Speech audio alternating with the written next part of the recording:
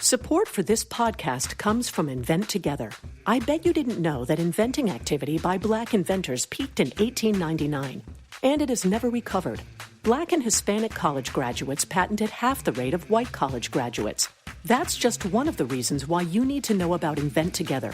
When our patent system gets more diverse, our nation will get stronger and more successful. Find out how you can help diverse inventors and unleash economic opportunity at inventtogether.org.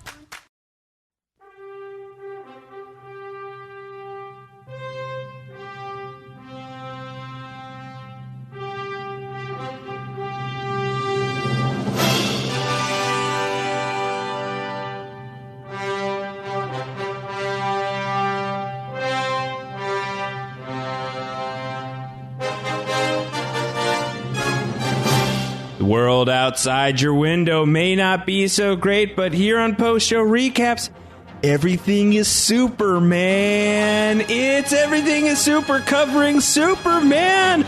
I'm Josh Wigler. I'm back, and I promise I won't eat any snakes. No snakes to be consumed by yours truly as I return to the podcast. You hear him laughing.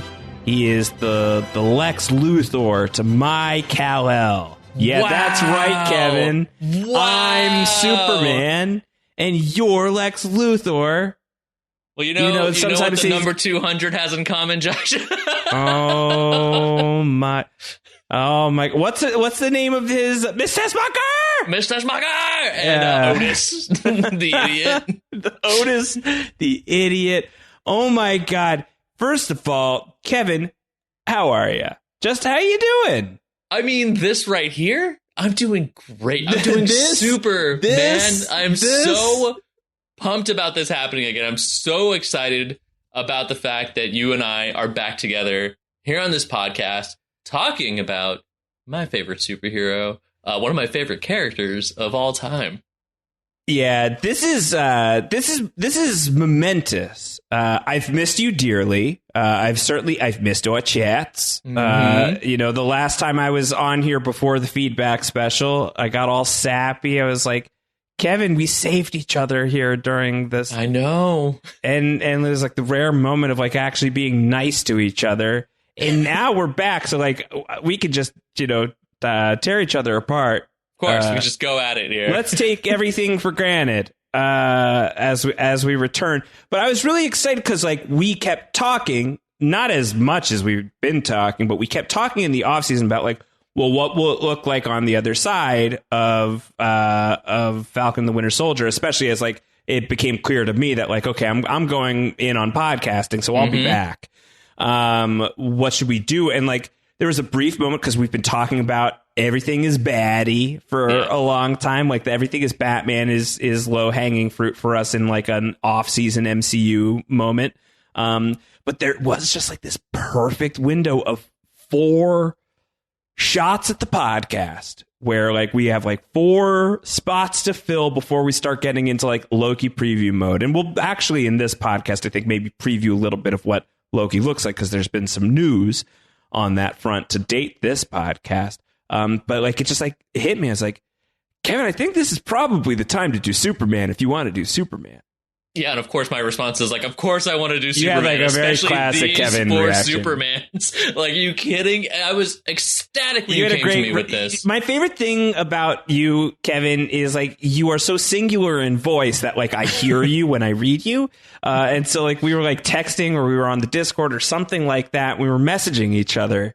And you do like Kevin, like you do like ellipses for like dramatic effect of like the when like your like face just like goes blank because like you're waiting to explode with either like positive or negative force.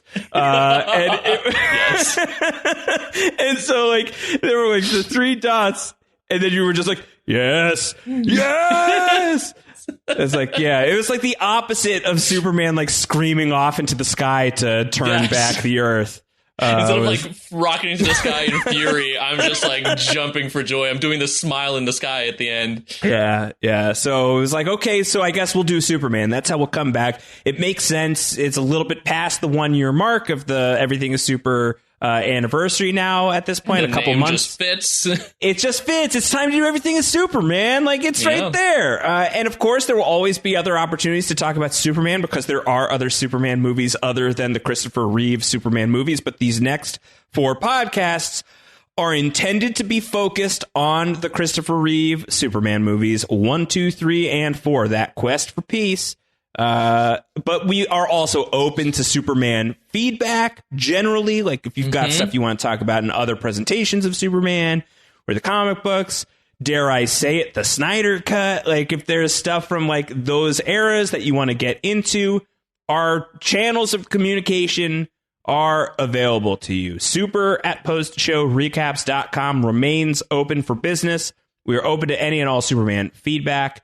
Please send it in. Of course, you can always tweet at us as well. I'm at Round Howard. Kevin is at Kev Mahadeo. Yeah. I definitely want to emphasize that, right? Like, this is focused on the Chris Reeves films. That's what we're mainly going to be talking about. But it's going to be impossible to not at least touch on certain things. You can't talk about Chris Reeves' performance or at least referencing other performances. So I think, stuff like that's going to come up. Excited to answer questions if you have about other, Superman media. Those will come eventually. But like Josh said, the feedback is open to all Superman. So definitely send it in. Definitely ask your questions. Don't ask me, no, I have a definitive answer. Chris Reeve is the best Superman. I was going to say, it's the best Superman. That's easy. That's easy. Yeah. Come on.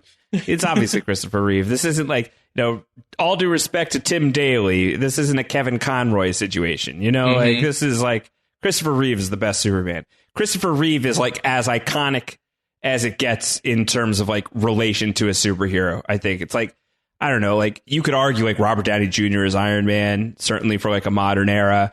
But like Christopher Reeve as Superman and just like this beacon of hope is ridiculous. It's just like unmatchable. I don't know how you really even attempt to touch it. And I'm really pumped about talking about that aspect as we get into it. But we're not starting quite there yet. We're starting a little bit somewhere else. Yes. So we're gonna talk about Superman. We'll talk about Superman 1 specifically today, and like the road to Christopher Reeve, because I was telling Kevin, we were texting, and I was like, it takes 49 minutes before you see Christopher Reeve. I guess not 49 minutes until you hear Christopher Reeve.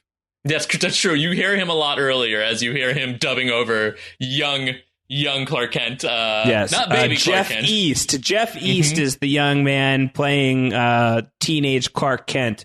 The thankless job as Christopher Reeve just dubs over him, I guess.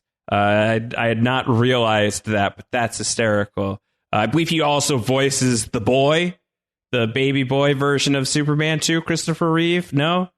Really? Like when the kid is like lifting up the truck and he says, "Oh, hey, Ma, hey, Dad." That's Christopher Reeve's that's voice. also him. He has a real good range. And they're like, "Oh, you're talking to us. You're lifting up a car." It's like, "I know, isn't it cool?" Really it's great crazy. moment, underrated moment.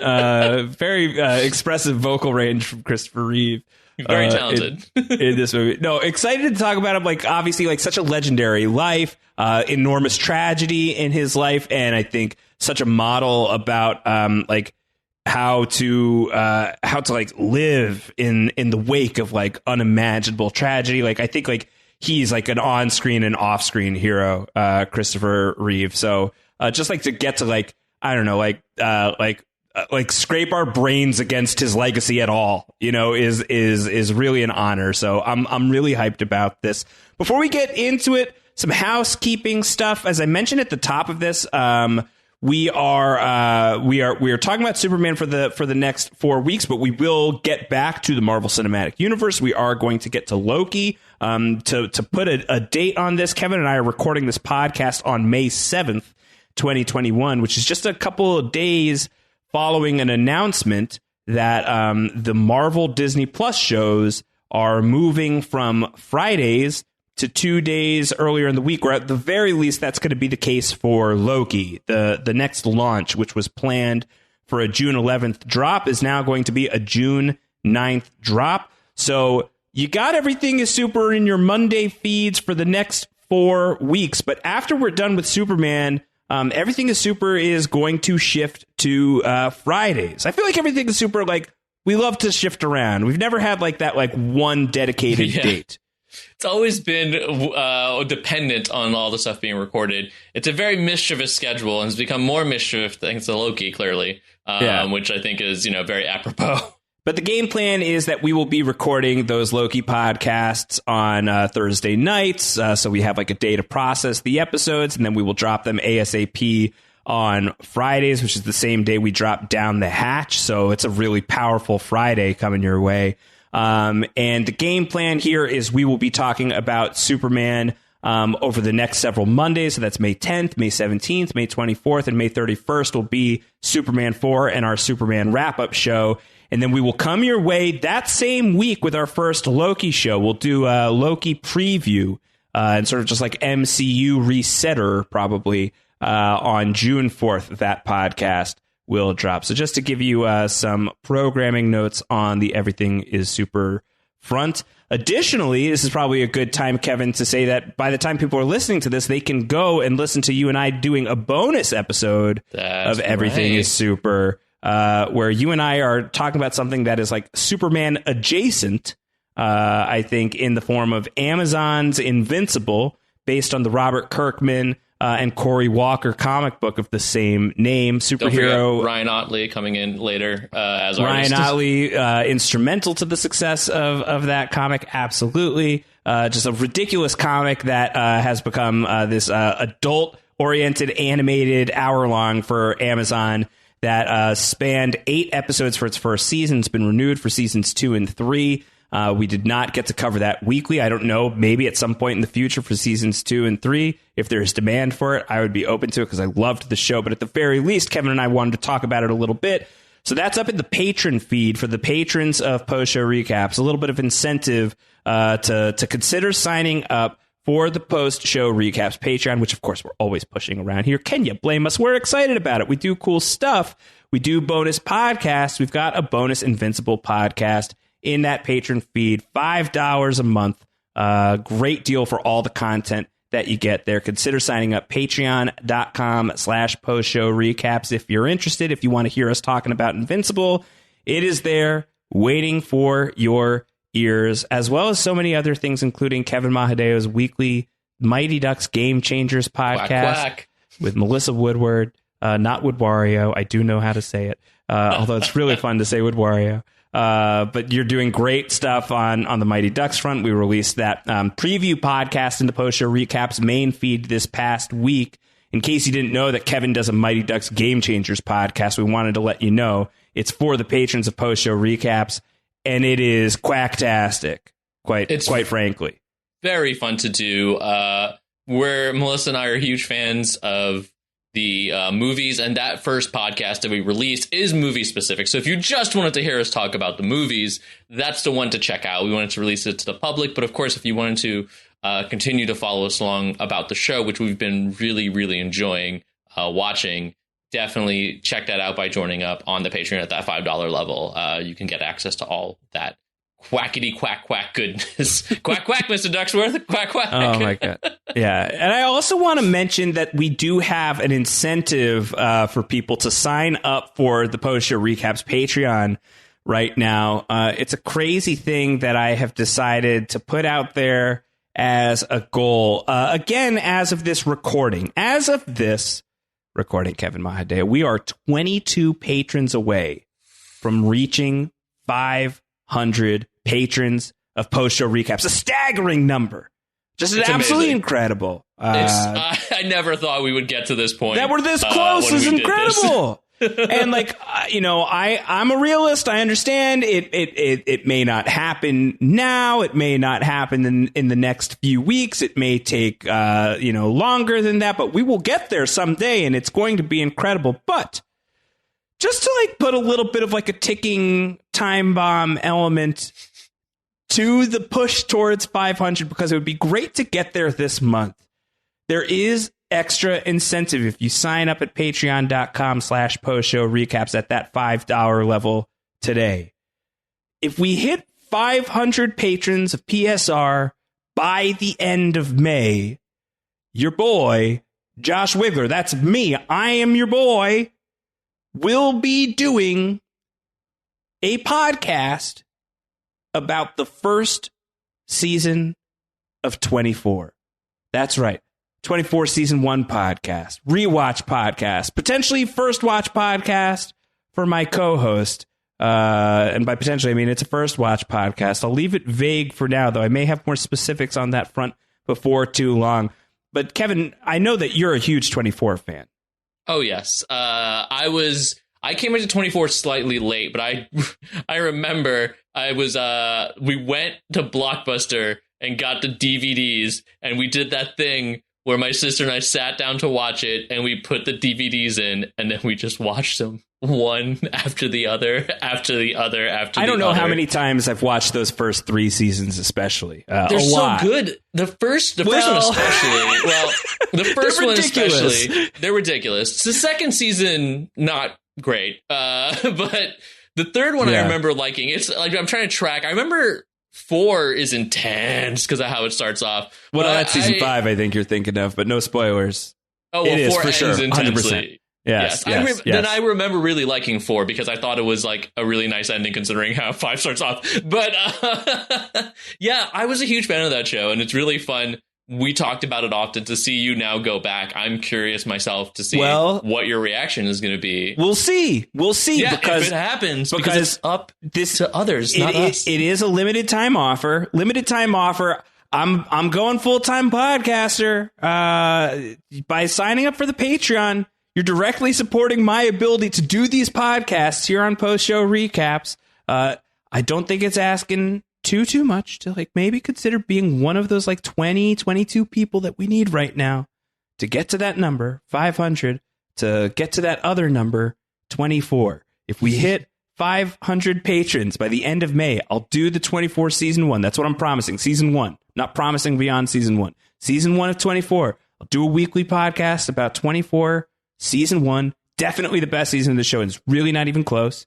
And if we don't hit that number, all good, no sweat, no worries, but I'm not doing the podcast. Maybe there will be like another point in time where like I'll trot out like, hey, do you guys still want that 24 podcast? But it certainly won't happen imminently. So it is a limited time offer. Think about it. If that sounds like a fun podcast, Post Show Recaps was born on the back of a few different shows, including The Walking Dead, Game of Thrones, and if you can believe it, Kevin, 24 Live Another Day. That bonus season of 24. Back in the day, Rob Sesternino and I recapped that show. And in the lead up to recapping that show, I watched an entire season of 24 every single week and reported back to Rob about what I found. That was like our road to 24. Those are some of the very first podcasts we ever did on Post Show Recaps. So I am like an out and proud, or not quite proud anymore, 24 fan. I have a lot of nostalgia for the show that I think gets directly challenged by re-engaging the show, but I would love to re-engage the show, and I would love to talk that through. If that sounds fun to you, you can directly help make that happen. Patreon.com/post show recap. So that is our big patron push. Yeah, there's only one thing about season 1 that I think doesn't hold up to the rest of the series, which is the fact that it does not have Freddie Prinze Jr. in it. Oh my God, that's for another time. That is for another day. Did Freddie Prinze Jr. ever do anything Superman related? He would strike me as somebody who's done some. Let's see, Freddie Prinze Jr. Superman. I don't think he's done anything up. No, yeah, he doesn't. He hasn't done anything Superman directly related. He's a huge nerd. He's done a lot of voice work, especially in video games. He's instrumental to Star Wars Rebels. I know. Yeah, I'm a big fan of Freddie Prinze Jr. So yeah, but that is also a different podcast for a different day. I'm surprised that he hasn't done a Superman voiceover at any point in time. That feels like something that would have happened by now, but it apparently has not. What is about to happen is this. Come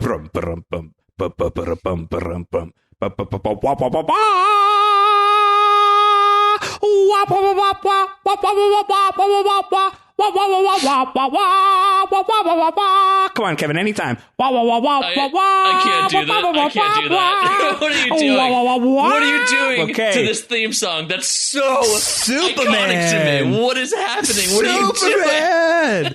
Kevin, I was a young warthog there is photographic proof of me as a baby boy, could not be older than 2 years old, like the age of a young Asher Bloom, in like full Superman regalia, standing in front of a TV in my living room in the house I lived in until I was 3. So that really locates me. Like I would never stop like changing in and out of that Superman costume. I was obsessed. That movie, there is a sense memory that I possess for the Christopher Reeve Superman era that I have not really revisited in probably decades at this point. That it's like, you know, those pieces of art that are just like, they are part of your DNA. That's what this movie feels like to me. Like rewatching it this week, getting ready for it, it's like there's a lot that I don't like remember or have like instant recall for. But in the same way that like young Kal-El is like in like the shuttle being like imbued with all of the knowledge and warm words of his father, like I feel like that happened to me with Superman, and that was like what I was experiencing watching this movie this week. Kevin, it was a very special experience going back and watching Superman. I'm so happy that you had that experience. I mean, to say Superman is in my DNA is I guess an understatement. Like, I watched Superman, I think the first time I was 4 years old. My grandmother showed it to me. She's pretty much the one who kind of got me into superhero stuff. I think accidentally. Like she liked Christopher Reeve, hence we watched that movie. She liked the Incredible Hulk TV show because I believe she liked Bill Bixby the actor, so that's how I started watching that. But like Superman the movie is like the first piece of real superhero content I saw at a very young age, and it hooked me into it. And I don't think I would be here as I am, loving comic books as much as I do. You know, I got interested in journalism because of it. Like, it really influenced so many bits and pieces of my life. And I have seen this movie many, many times over. So I'm pretty familiar with it. And for me, it's a constant, like, I think presence, you know, in my life. Like, I have so much superhero or Superman,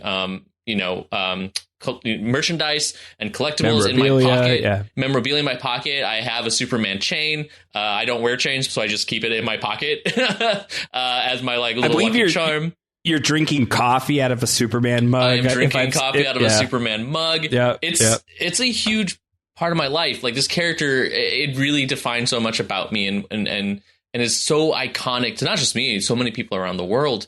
And this movie really started it and shaped it. And part of me was nervous to be like, oh God, what are people going to think? Because it's hard for me to also separate that, right? Like, that memory, that feeling, that connection, that nostalgia is so hard to separate. And I'm happy that it mostly does hold up, I think, rather well. The things that are good, it's not a perfect movie, but it has so many perfect pieces to it. And there's one just, I think, linchpin that we talked about already here that is the perfection that helps, I think, stand these movies up even to this day.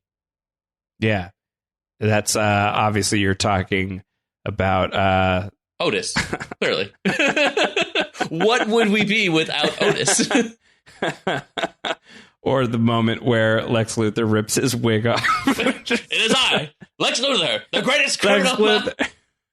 Those are some of the pieces that I think are imperfect, and I'm going to be glad to talk about them. But it's crazy because, like, even though I don't like Otis, right, I think that actor was doing the best at what he was clearly brought in to do. And I think so many of the actors in this movie are exceptional in doing exactly what it is that they are there to do in these roles. Well, it's a ridiculous cast, for sure. You know, just like insane, like legendary heavyweights. Marlon Brando. Yeah, we start with Marlon Brando. the Godfather. I believe that's how the Godfather, right? I think that's it. Right? Yeah, the power broker. Marlon Brando as Jor-El, Gene Hackman. Christopher Reeve even gets third billing, at least according to Wiki. That is accurate. I don't know if this is that by billing. And Margot Kidder gets really buried. Literally no pun intended. I truly didn't mean it. As Lois Lane, like it's just like insane stacked cast. Even like Ned Beatty is a terrifying person, right? He's from in Deliverance. Like, you know, just like a exceptional cast across the board that really sells the movie, like really, I think, like adds to this idea that this movie is like, it's a BFD. Like Superman is an iconic character. There's the George Reeves TV show that has been off the air at this point for at least 10 years, I would guess. At least 10 years at this point. And there was the It's a Bird Is a Plane is Superman musical, which we don't want to talk about. That happened. But it was also like, this movie is a big deal and they got big heavy hitters because this was Richard Donner coming in was trying to do something different, right? Like so many, like between It's a Bird George Reeves Superman movie, Superman show was definitely ended at this point because I forgot that he had You forgot how it ended? Okay. Yeah, well, that's unfortunate. Yep. I think you know now. You remember. Yes, you Googled it. Yes.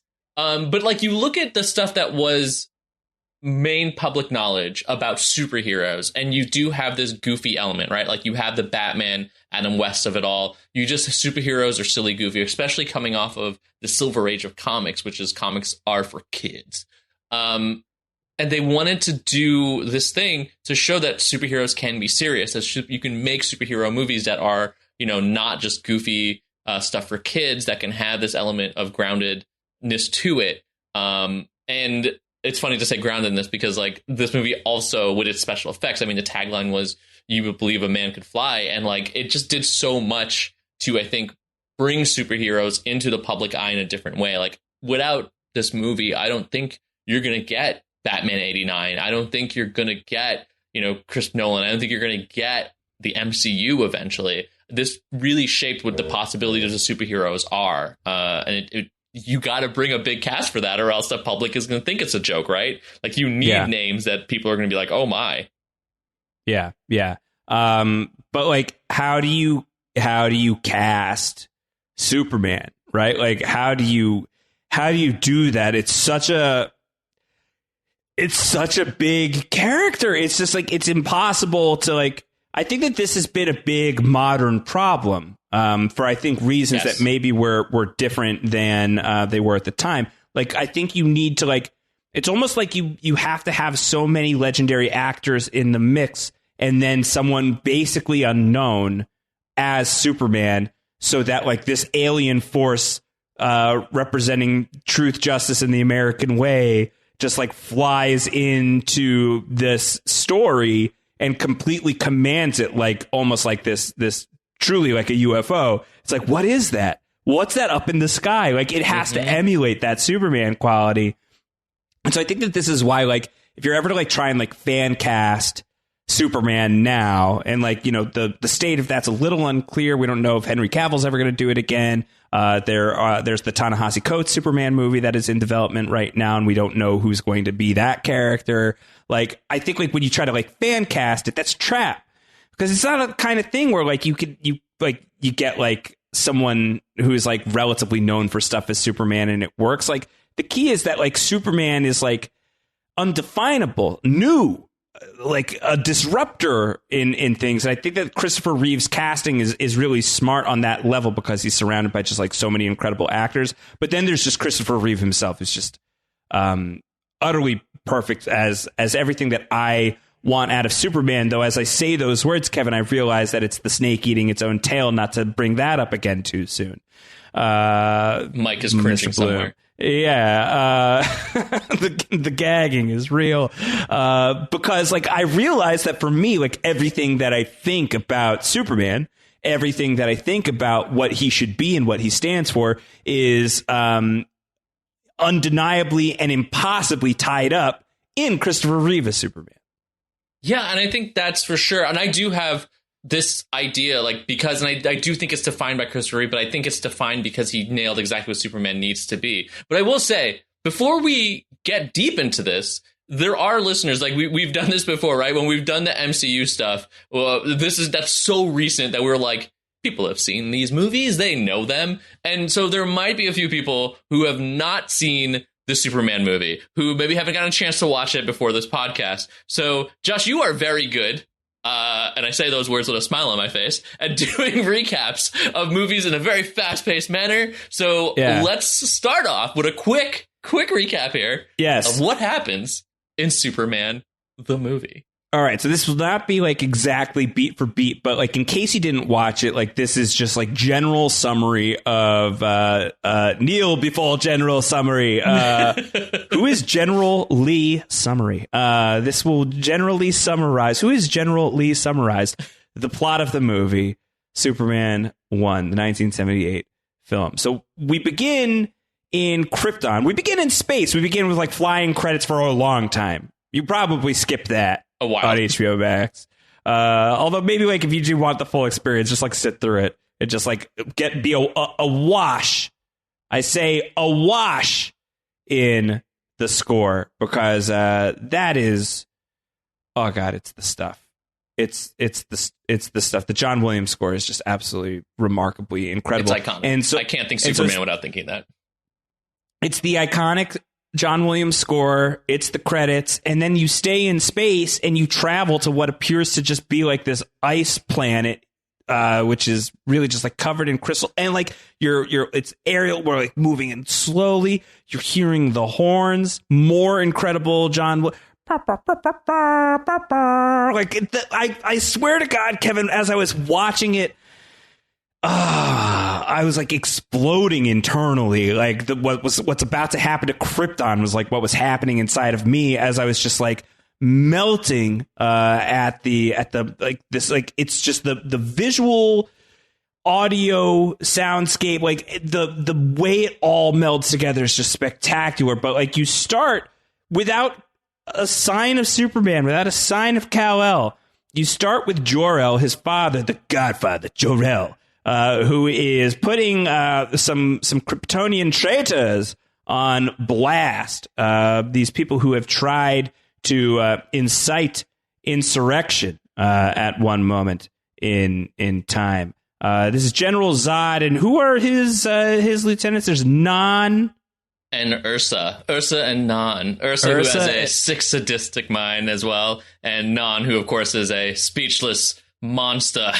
Yeah, Non doesn't say anything, and so like they were trying to take control. It was a coup. It failed. Jor-El is the last deciding vote, and General Zod is like, if it all falls down to you, Jor-El, and if you decide to condemn me, I'm going to blame you specifically. And Jor-El's like, that's not going to work, man. I'm good. Like, I don't believe that. Plus, I'm sending you into the Phantom Zone, and I'm not that concerned. And so he just like puts General Zod on blast. This flying piece of plexiglass sails through space and apparently scoops up the 3 renegade Kryptonians, and it flies away. I remember that indelibly as a child, Kevin, being terrified at that image. It's like, what the hell? Like as a 2-year-old, 3-year-old, whatever, like humans don't, the bodies don't work like that. That's not okay. No. And it's cool because, and this is also interesting, and I'm going to be excited to talk about this at the end, because this part could feel so disconnected if you don't know, like, wait, why is Zod in this? Isn't he the second one? Like, if you know vague stuff, but it's interesting that that's in there. Also, Terrence Stamp in this moment, just even in this small scene where he's there just yelling at Jor-El, as you mentioned, it's just like, you will kneel before me, Jor-El. Like, it's just so great. Clearly, Michael Shannon was, channeling a lot of that, except turned it up to 11. Yeah, as Michael Shannon is wont to do. So after that, and it's like, hey, what's that doing in this movie? It's like, oh, well, we'll talk to you next week. The Zod is gone, never to be seen again in this movie. Terrence Stamp, unbelievable, again iconic.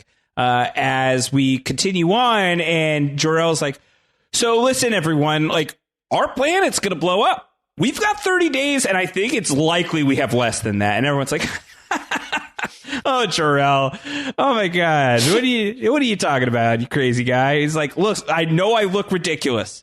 My hair is white and floofy, and my suit is floofy. is glowing like a splotch on a shirt under a black light. It is bad, but you have to trust me. Everything is not Superman. Like, this is going to be bad. And they're just like, Jor-El, I don't know why you're going off like this. And Jor-El's like, you fools. So it's so funny. Sorry to just pause for a moment on that, because this scene is so hilarious. Because, like, as a kid, you have that, like, in growing up, you're just like, this is so stupid. Why are those council members on Krypton such idiots? Like, the end of the world is coming, and they just don't believe him. They don't believe the science about this. And now I'm just like, yes, I see what had happened there. Like, you just realize how sadly accurate that is for our current existence. But that's all I'll say. It's just very amusing. It maps, it tracks. It certainly does. Across the decades and across the stars, it tracks. So Jor-El and his wife, Lara, am I pronounce it Lara? Yes, Lara. Lara. Jor-El and Lara are like, well, we can't get out of here. We only have access to this one tiny little spacecraft. Just the one. That's all we got. We're gonna put baby Kal-El in there. That's it. That's all they had. But this is one of those Superman things that are wild, because in the comics, like, they've try to come up with reasons about, like, why didn't he build a rocket for himself? And it's just like timing. This was just a test rocket. I do sort of like what they did here. Miss Test Rocket! Lara, prepare the test rocket!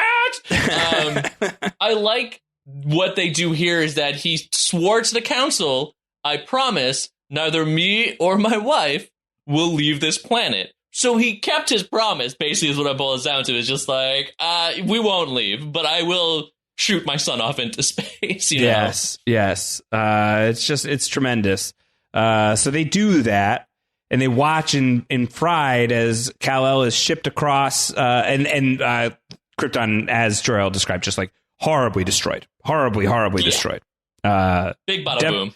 Devastating destruction. Big bada boom indeed. No hope of survival for anyone who is still on there. Though potentially, depending on which stories you read, other Kryptonians. I'm about to say, in the comics, it's a whole other beast, but we'll skip that for now. There's like 1,000 other whatever. That's comic book stuff. Although lightly some Supergirl stuff, I think it is in continuity, the Supergirl movie from the 80s, no?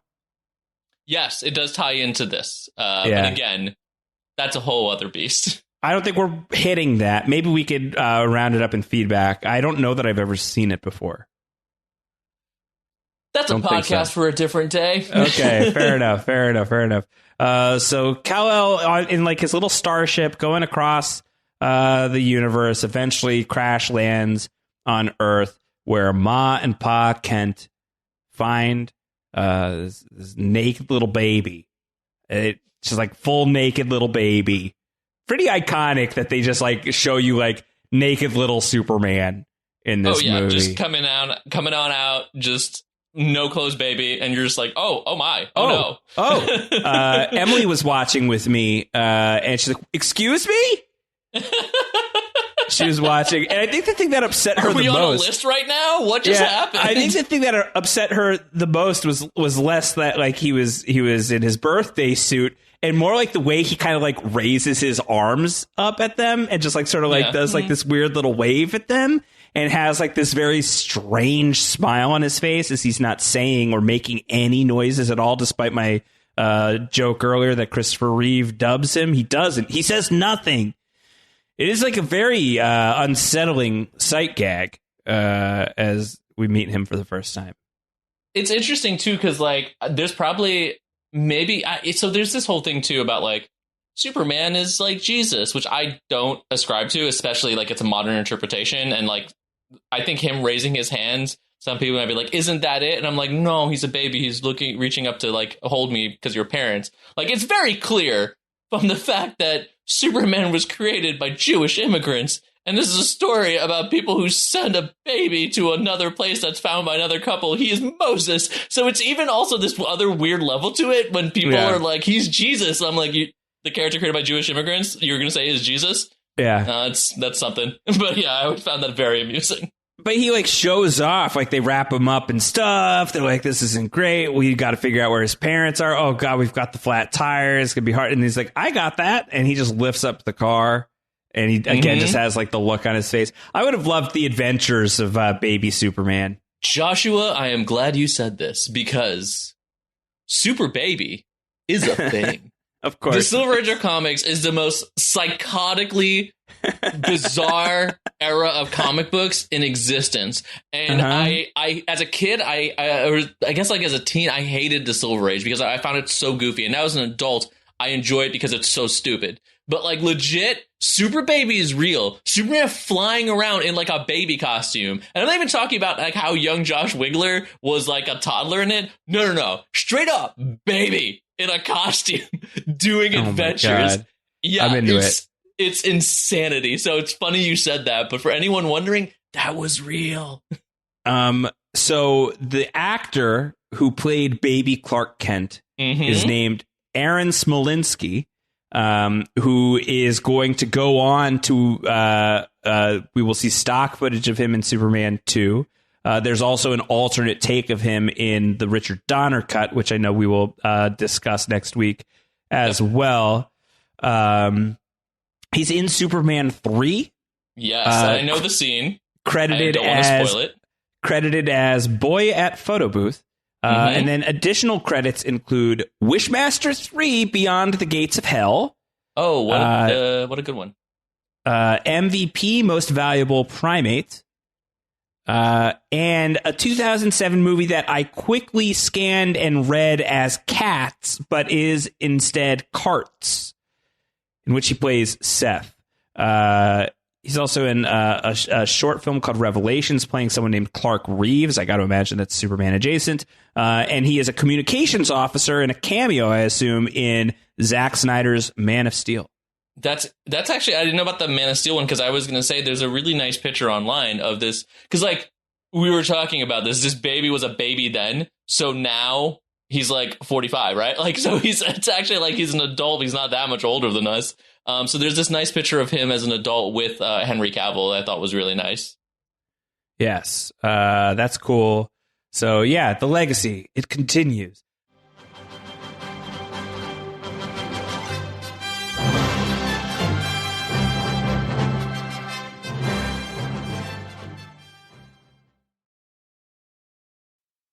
This episode is brought to you by Microsoft 365. You know that feeling when you wake up and 5 minutes in, it's like the day is gone and your to-do list is out of control and you just don't know how it got this bad? Yeah, us too. With Outlook in Microsoft 365, you'll get one place for your emails, calendars, and to-do lists. Plus, with Office apps like Word, Excel, and PowerPoint, and 1 terabyte of cloud storage included, you'll be ready to take on whatever life has in store. To learn more, go to amazon.com/Microsoft 365.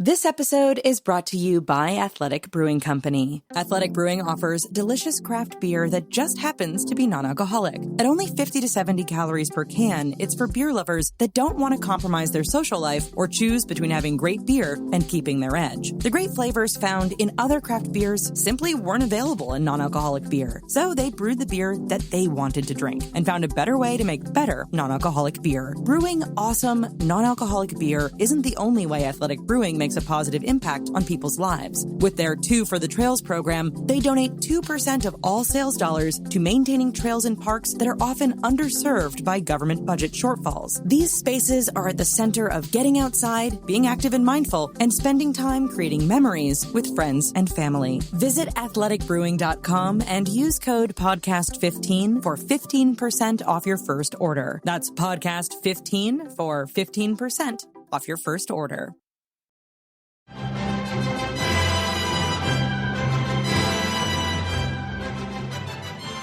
The story continues. Jonathan Kent, Martha Kent, save Martha, not this time, are going to raise young Clark.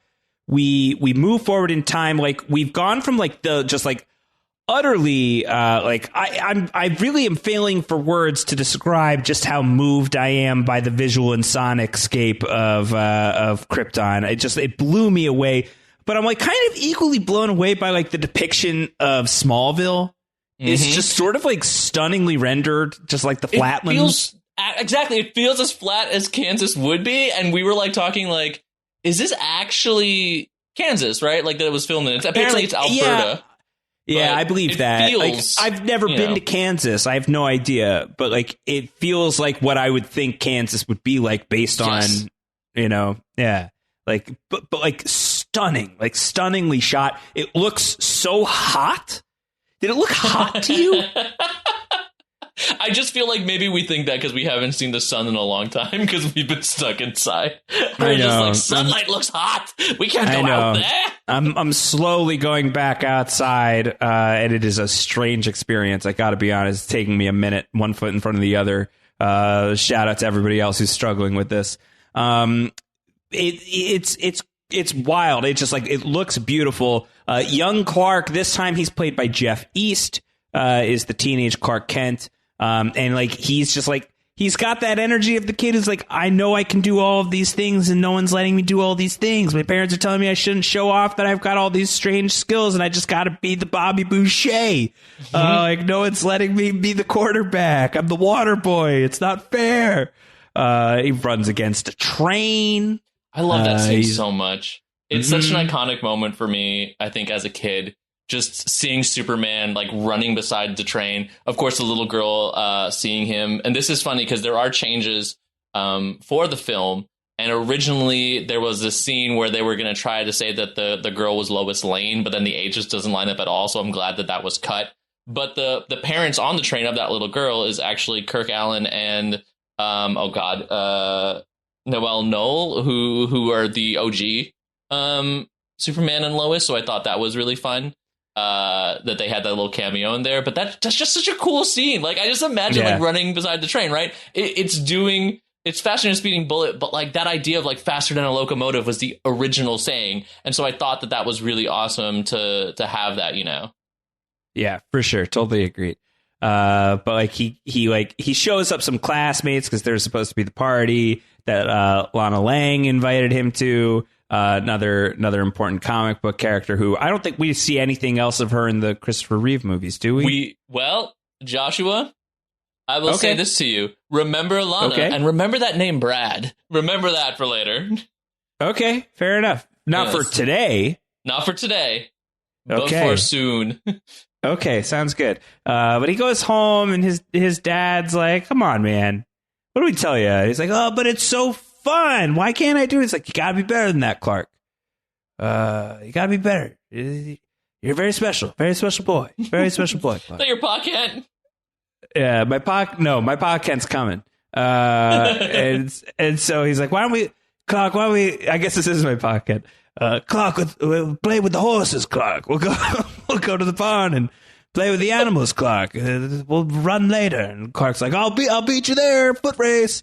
Last one there, and he takes off at a light jog, and Pa Kent just like lightly jogs after him. Then poor Pa Kent stops in his tracks, and this is the death of Jonathan Kent, which is very, very sad and important. And I messaged you, Kevin, that like I couldn't help but just be like, I love that like the way that Pa Kent dies in this is he knows it's happening. He goes, he goes, oh no. I mean, he knows he has a bad heart, right? Like, I feel like that you can sense death coming for you, right? Like, I think that's what you said. You love the podcast. I just love the way it's the way it's expressed in the movie is wild to me. Where it just goes, not now. But it's upsetting. It's very upsetting. It is, and Josh, you and I have talked about this, I think, a little bit, and it's just to say, it's funny because we're just like, we're going to do a summary, but then I keep interrupting, so here we are, whatever, nothing goes according to plan on post-show recaps. Yeah, but this, to me, I'm not 100% on, like, Pa Kent needs to die in a Superman myth, I'm not 100% behind that. Like, I think it's okay for the Kents to be alive. They shake it up sometimes, right? It's not always like this, yeah. Yeah, and for when I was growing up reading Superman comics, the Kents were alive. But if Pa Kent had to die, this is the only way, because this is the point, and Clark himself says it. It's, ending of this movie aside, the idea of like, he has all this power, he has all this strength, he has all these amazing abilities, but he can't do anything about that. And I think that's important. Like, a heart attack is the way it has to happen because he can't stop it. There's nothing he can do. Not, he got picked up by a tornado and that's it. Right. Like, while he watched it happen, it just doesn't work. I think there are ways you can make that work if he has to make a choice. And I think if you did that, in a different movie, like we said, we're going to end up referencing them. But I think that scene could have worked really well in Man of Steel, where if you had Pa Kent, basically he's there and some other family is in danger and Clark is like, I want to save you. And he's just like, no, you have to save them. And he saves them and he's too late to get Pa Kent. That's the other way to do it. You have to make it be a choice like that because Pa Kent is that person. And I think, again, Superman being unable to prevent it is key because he was able to prevent it in Man of Steel. And it's silly that he didn't. But this is such a well done moment. And I think is, again, quintessential to the Superman mythos. I think it's really great as well. And I think when you articulated that to me the other day of like, this is something he can't do anything about, was really powerful. And I think is a very like clutch way of demonstrating to someone of Superman's power set, like the frailty of life, just how we live on such thin ice. And, we live on fault lines, to put it in the language of the movie. And like one hairline fracture can destroy everything. And I think like to push into like those thematics a little bit later on is maybe where the movie loses me. But we'll talk about that as we get there. But like, I think that there's a lot to explore there. A lot of really compelling stuff with a character like Superman, who's just like a god. But like even God can't undo certain things, which is challenged later on in the film. So as a young Clark, there's the funeral. Afterwards, he goes back to the barn. He discovers the kryptonite, right? So it's not, this is a part that I think ends up confusing a lot of people. I'm a little confused about the kryptonite through line in the movie. So what he discovers is not... Jor-El put like the green shard in the ship with Superman. Which is essentially like a supercomputer. Like, so the shards, those pieces are essentially like USB drives and have like information, AI, all this stuff that he uses to learn about. But the green coloring definitely was just like, but guys, that's the color kryptonite. Why would you do this? Yeah. So it's either that or it's mint jelly, and there's not a lot of wiggle room between the two. Yeah, because otherwise he would have eaten it. Yeah, he would have eaten that. So it's not the harmful kryptonite stuff? No, it's not kryptonite at all. It's just this crystal that essentially is like a USB drive. Okay, and that's what he finds in the ship because Jor-El put it in there. So when the time came, he would be able to learn about his true past and true origins. So then he tells Martha that he's going to leave. He needs to go and find out where he's from.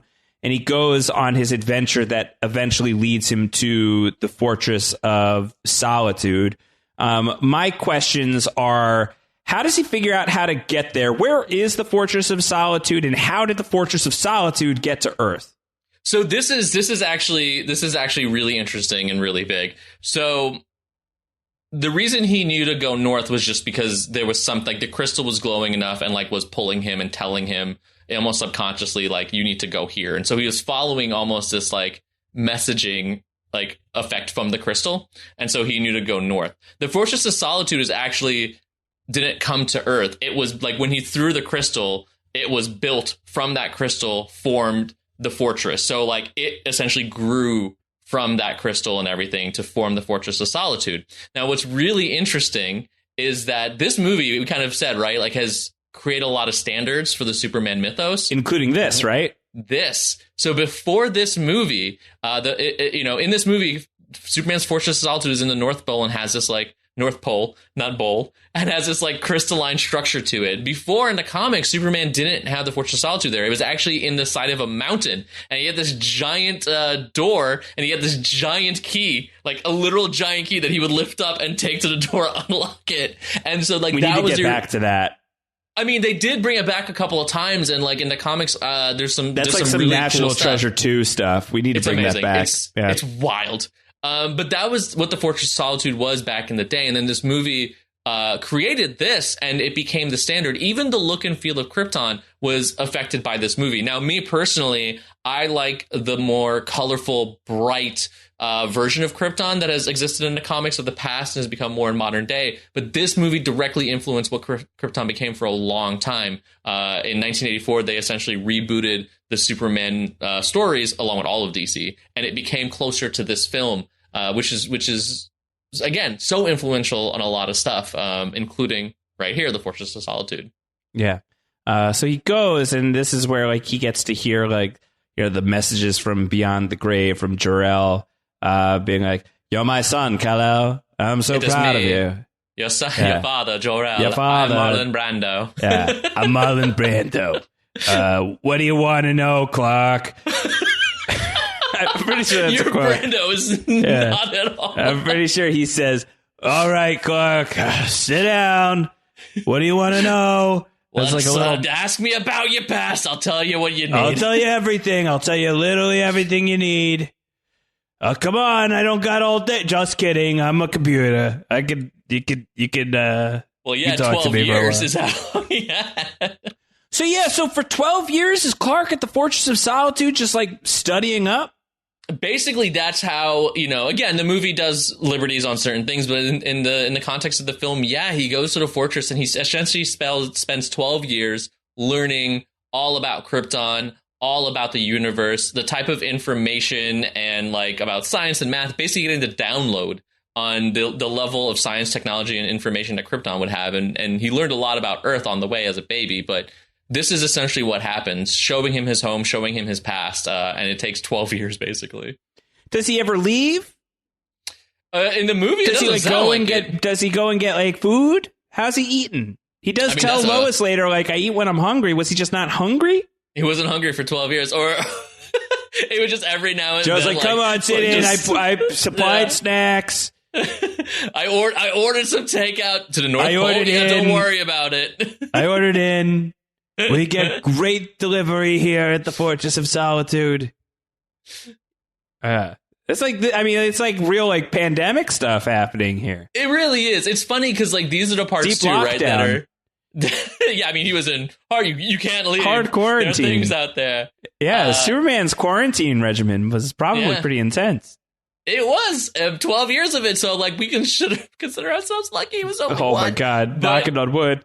Knock on wood. But yeah, these are the parts of the movie that are weird, right? Like where they do like stuff like this, and I kind of get it, where they wanted him to get older and everything. Explain the fact that he no longer looks like the teenager and is now Christopher Reeve, which I also appreciate the fact that they did not put Christopher Reeve to be like, because how in movies they do that where it's just like him as a teen, and you can't do that with Christopher Reeve because that is a man. Like there's no, I think, chance of being like, yeah, that's a teen. It's like, no, Christopher Reeve is a man. Like it would be hard. No passing off there. It would be hard. I mean, he at that point is not quite 30 years old.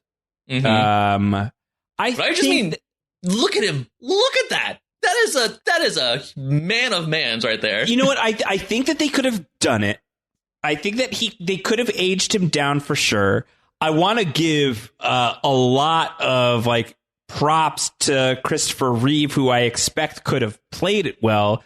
The incredible, meme worthy. I know it's been put in GIF form and circulated online of like him at Lois's incredible apartment, by the way, where he's like hunched over, slumped over as Clark, and then she leaves the room and he straightens up and he's clearly Superman. Yep. Like I believe that he had like a third character in him, right? Like I believe that he could have done angsty Clark. We know he has a third character in him because of Superman 3. Raging evil alcoholic Superman. So like I think like he could have done it, but I do think it probably is better this way because the kid, the teenager does a good enough job and the voice work is, that's probably a smart choice. I didn't notice it until you told me afterwards, so they, spot on dubbing.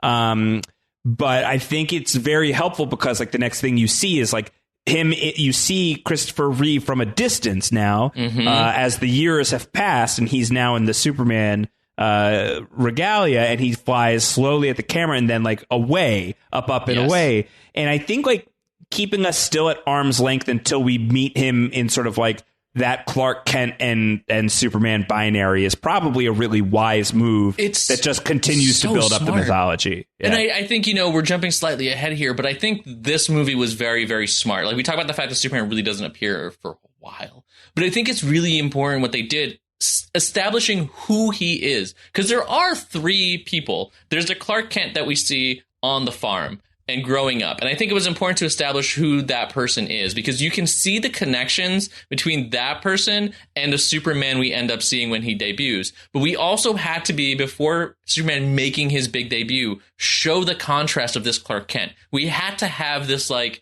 nebbish kind of like, unassuming person with this like awkwardness to him. And I think having those elements shown first and then showing Superman makes that performance and makes that reveal so much more powerful, because you had this moment of just like, holy crap, that was that guy. Like it works. I think it was very, very smart for them to do that and establish all these little bits and pieces. So when he shows up as Superman, you're like, yeah, that's the same guy, but I see how it's different.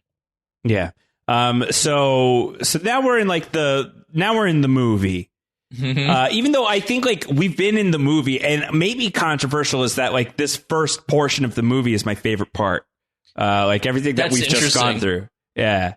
Well, like I think my favorite part is Christopher Reeve as Clark and Superman. And I think that there's a lot of incredible stuff that he does in this. But my favorite like section of movie is oddly enough the stuff that he's not in. It's interesting because the plot of this film, while it has like obviously the Lex Luthor of it all, the threat and the structure, this movie is those parts of it are really forgettable almost.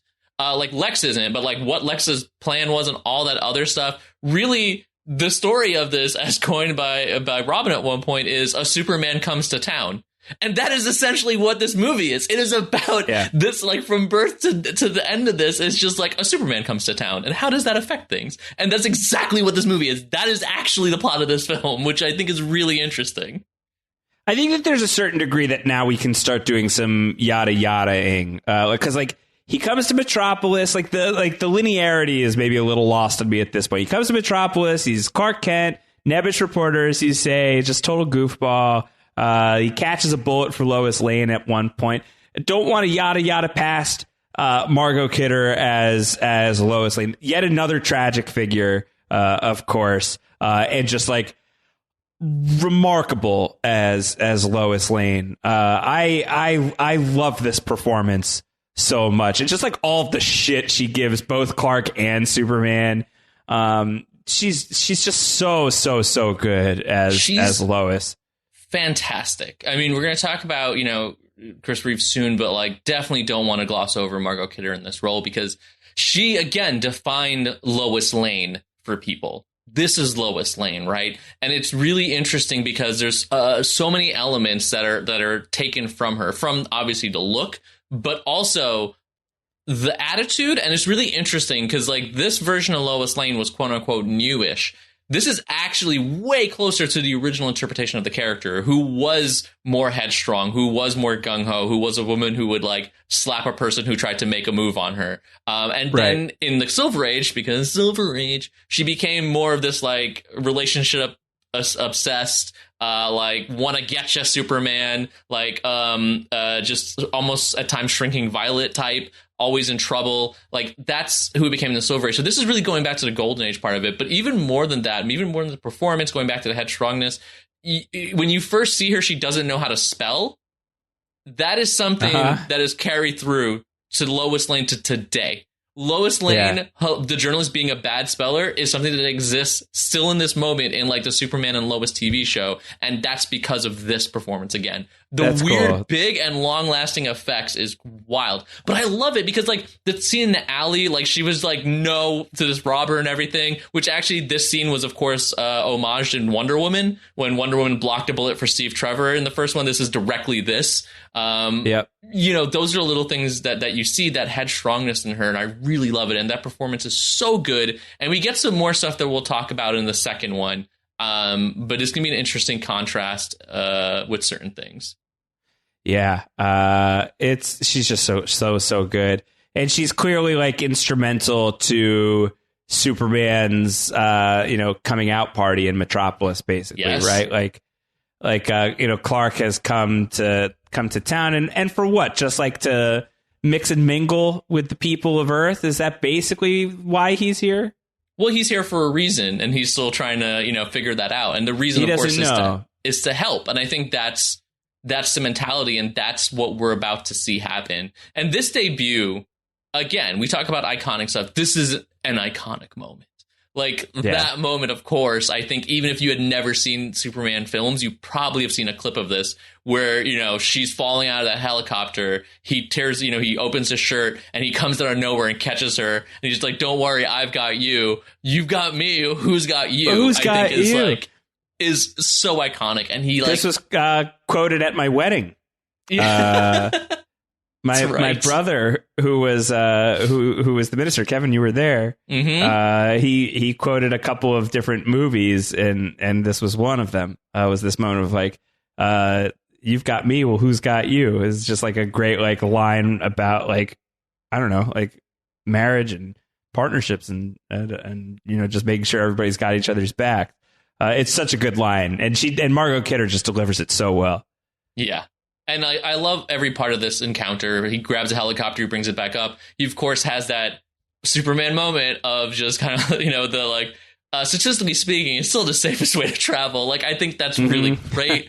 I love his answer where she asks, like, who are you? And his response is a friend. Because I think that's ultimately what it boils down to. Superman is a friend, and he sees himself as that, a friend of Earth, a friend of people. And it really is summed up in this moment really, really well with that one delivery of a line. But yeah, and then the part that we can yada for now is he goes around like doing a bunch of good deeds, right? Yeah, like, gets the cat out of the tree, gets a little scritches. Yes. Can we talk about also what happened to that little girl though? Because I never forgot that moment.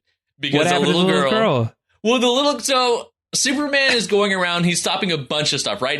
There's bank robbers. There's people on a boat. There's of course, the guy who's trying to rob walking cat burglar up the thing. He saves a plane, but also he saves this cat in a tree for a little girl as he's flying around. And the scene is he gives the cat back and she says thank you. And then she runs inside and you hear VO that says, Mommy, a flying man got the cat out of a tree. And the mom says, what'd I tell you about making up stories? And you hear the sound of a smack. And you're just like, oh, my God. And I've never forgotten that moment. Never forgotten that moment. There are a couple of like sort of like in hindsight, like dicey moments in this movie. Isn't there like one point where Superman is like, he says to somebody like, oh, you've been, it's just like he's asking if Lois has been drinking. Yeah. Yeah, you've been drinking? Yeah. It's like a little racy, but in a really fun way. I do want to say... Tough. That's tough. I do want to say, though, about that particular moment, what I like about it, right? And this is tying into what I really like about Superman and what I like about what he stands for and why he's here. This idea of showing Superman, the save the cat is an old writing technique. Save the cat to show your hero's a good person. And sometimes that's literally all a person does is this one good deed. He saves a cat. He's a hero. But you also have Superman doing all this stuff where he's on the side of a building standing there, catches the burglar, takes people to the police station, does all this stuff. He saves a plane that's falling out of the sky. I believe it's actually Air Force One he saves that's falling from the sky. But he also saves a cat. Because in this moment, all the deeds Superman's doing are equal to him. Yeah. All the good deeds mean the same thing, doing good. And I think the idea here is that maybe you can't be like Superman and save a plane, but you can be like Superman and help that little girl get her cat out of a tree. And I think that's what I really love about this character and what this movie does, is that it's establishing the idea of being a hero isn't just saving planes. It's doing good deeds wherever you can. And that's the ideal to strive towards. That's what the ideal Superman stands for. And I love that they did that here. They showed all of that in just this montage of him doing all this stuff. And I thought that's so brilliant and so clever and really encapsulates like the heart of that character about doing good because it's the right thing to do and having other people do it as well. So while this scene is like, yeah, a bunch of like action stuff, I thought it was very awesome, the purpose behind it. Yeah, totally. I think we could probably get to the interview here relatively quickly, which is Lois Lane having the one-on-one with Superman, which is such a tremendous scene. And this is like the scene that I think flies the most in the face of anyone who's like, Superman's a boring character. Well, just like watch him banter with Lois Lane. Right? Like their chemistry is so good. It took me a minute to figure out the pink joke. I had to rewind it. I had to rewind it because I didn't quite get it. Because like she's like, what color underwear am I wearing? Because of his X-ray vision. He's like, oh, I can't see through lead. And then like they carry on the conversation and they're talking about something else. And then she moves away from the lead potted plant and he goes, pink. And she like stops and it's like she needs a minute. And she's like, oh, it's just like, I mean, pink it's very just much. Like, yeah, I like pink very much. Like, it's just like, it's edgy, you know, but like also like sweet. It's somehow able to have like both of those things in many other different colors to the scene. It's not just like instructive about who he is and like what he's all about and like I eat when I'm hungry, like all of these great little moments that I think really do just stand in stark opposition to the idea that Superman is just like the big blue Boy Scout. Like, yes, he can still be somebody who's like very helpful and like admirable and like also be like somebody who you'd have a really fun night with. This Superman's a blast. He's great. And I want to save this part. I'm not going to go too deep here because this is going to be like my ultimate end talk about Superman and why this movie, I think, solidifies this character in such a perfect way and what works about him. But this scene is it. You are 100% correct because this isn't a boring person. Like, say that again. I just need you to say that to me one more time. That I'm 100% correct. I just need to hear that. Quiet you. Even a broken clock. Anyway, a broken clock, Kent. Just, people think Superman's rigid, but look at even his posture. When he comes in and he sits down in the chair, he has this relaxed thing where he's almost like hunched over. He has his hand up. He has this like this delivery where she's like, how old are you? And he's just like, over 21. And she's like, because you don't. And he does this like point thing. Yeah. There's like all of that works so well. And yes, when he stands up, he's like, back straight, arms in front of himself, this unassumingness. But like the way he talks, his banter, all of it is so really, really good. And even before this, even when he first shows up and he's talking to Lois, when he makes that I'm a friend line, when he talks to the police officer and it's just like, this man is a burglar, like all those little things are, I think, what works for him. And I want to save this for later, but we're going to come back to why I think it works and why I think this is what Superman needs to be. They go flying.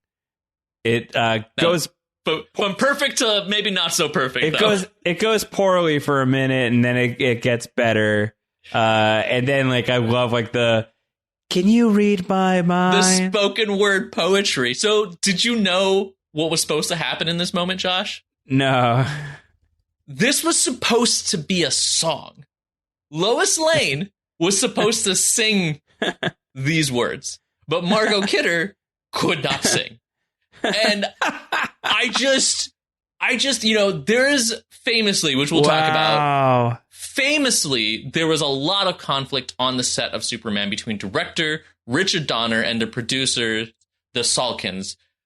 The Salkinds wanted the goofiness. They wanted the silly comic book nonsense. And I can imagine they probably wanted the song. And Donner might have been like, no. And like, she couldn't sing. And he the fact that they kept it in his also wild to me that they kept the song in. They kept the spoken word poetry version. They kept her saying these lines because it's so weird. It's so odd to hear this. Like the scenes of them flying, like him holding her hand and like, you know, like them doing that whole thing. That's all fine. Just cut the audio from it. We don't need that part. Just take it away. And this is like one of those things in this movie that I'm like, this part is one of those imperfect parts that I don't think works really well. I love it.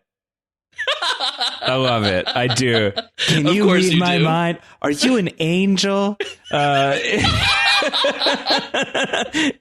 just so Anakin good. and Lois Lane, same energy. And I didn't know it was based on a song, and I love it even more now. I've got some research to do when we get off the podcast, but yeah, this part's so strange. And then like they you know, he drops her off. She's all like flustered and like had such a great time, and then Clark shows up in the apartment and does like the, you know, Christopher Reeve does the body language shift, which is just such a great signal of like the difference. And also like it's a perfect gif. And it's also just like a sweet moment for Soups, where it's like, this was like a nice moment with a human. This was really lovely for him. It was great. And what I love about it, too, is just not like you can see other people try. I can imagine other people trying to do it. But it was just a smoothness in which he did the like glasses off. And as the movement happens, like the posture straightens is such perfect acting and really does show that contrast, I think, in a moment of like Clark Kent and Superman. Right. Like that's the thing where like you look at these two people, you're like, I can see why this isn't the same person. Like they just so much of it is such a different thing. Of course, like, can we talk about Lois's outfit, though? Because, like, at first, it definitely looked like I was like... She looks like she's like the other princess from Alderaan, you know? It's so weird because, at first I was like, is this her, like, casual loungewear around the house? Because, like, in the 70s and stuff, people would wear that, like, around the house before they go to bed. But then it was like, oh, no, that is her going out outfit because her and Clark were going to go out. So I was just like, man, this is a versatile outfit she's got on that she's rocking right now. Yeah, it's I just thought it was very odd.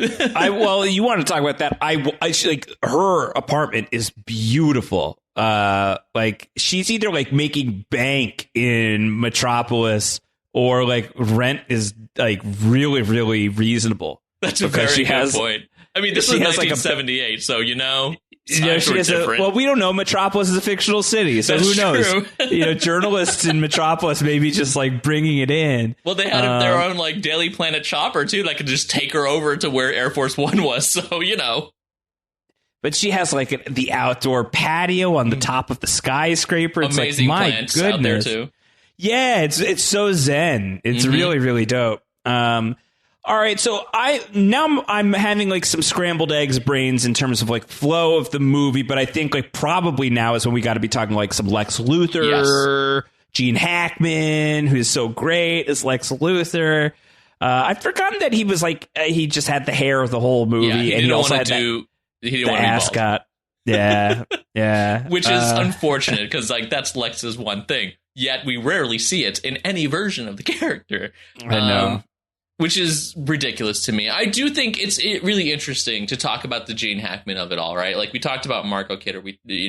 This is where essentially the movie does get a little bit money, right? Like Lex is introduced, Otis is introduced, Mish Takmaka is introduced. I think like I wish that I was able to follow the plot with Lex Luthor a little bit more here, but like he lives in like an underground subway layer. Yeah. Like it's very like Bond villain. He's got super like Bond villain. A really neat pool setup. Yes, that part's cool, right? Like the pool looks really cool. Yeah, he flooded that area to make his own pool. Like you talk about apartments, right? Like this is the opposite of Lois's, but at the same time, I'm like, this is a nice setup, though. Like, so is he on the run? Is he already like a fugitive at this point? Like, what's the deal with Lex Luthor? Because I wasn't clocking it the way that I needed to. So in this version, right? And there's been so many versions of different stuff, but Lex Luthor in the comics, especially around the time, you know, he was an evil businessman. Like he was known to be corrupt. He was a criminal. He was a scientist. He's been many things throughout his various selves. And so in this version, he is that like corrupt underground criminal who's sort of being investigated and looked for by the police, but he's hiding underground, literally underground villain. to like avoid them. And of course, he just coldly and callously murders one of the police officers. And so that's what's happening here. He is on the run. People are looking for him.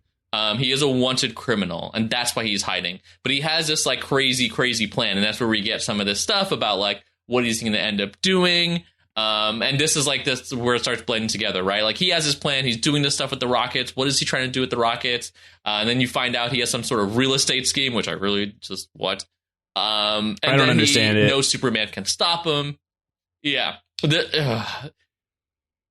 So this is a thing that I love about Gene Hackman, but also I'm just like, man, it's not really Lex, is that he has the attitude of Lex at times. I think he has certain lines that work really well. When he killed the detective and pushed him in front of the train, I think that's very Lex. I think his like haughtiness is very Lex, but like the goofiness of having Otis around, I don't think is very like Lex Luthor-y.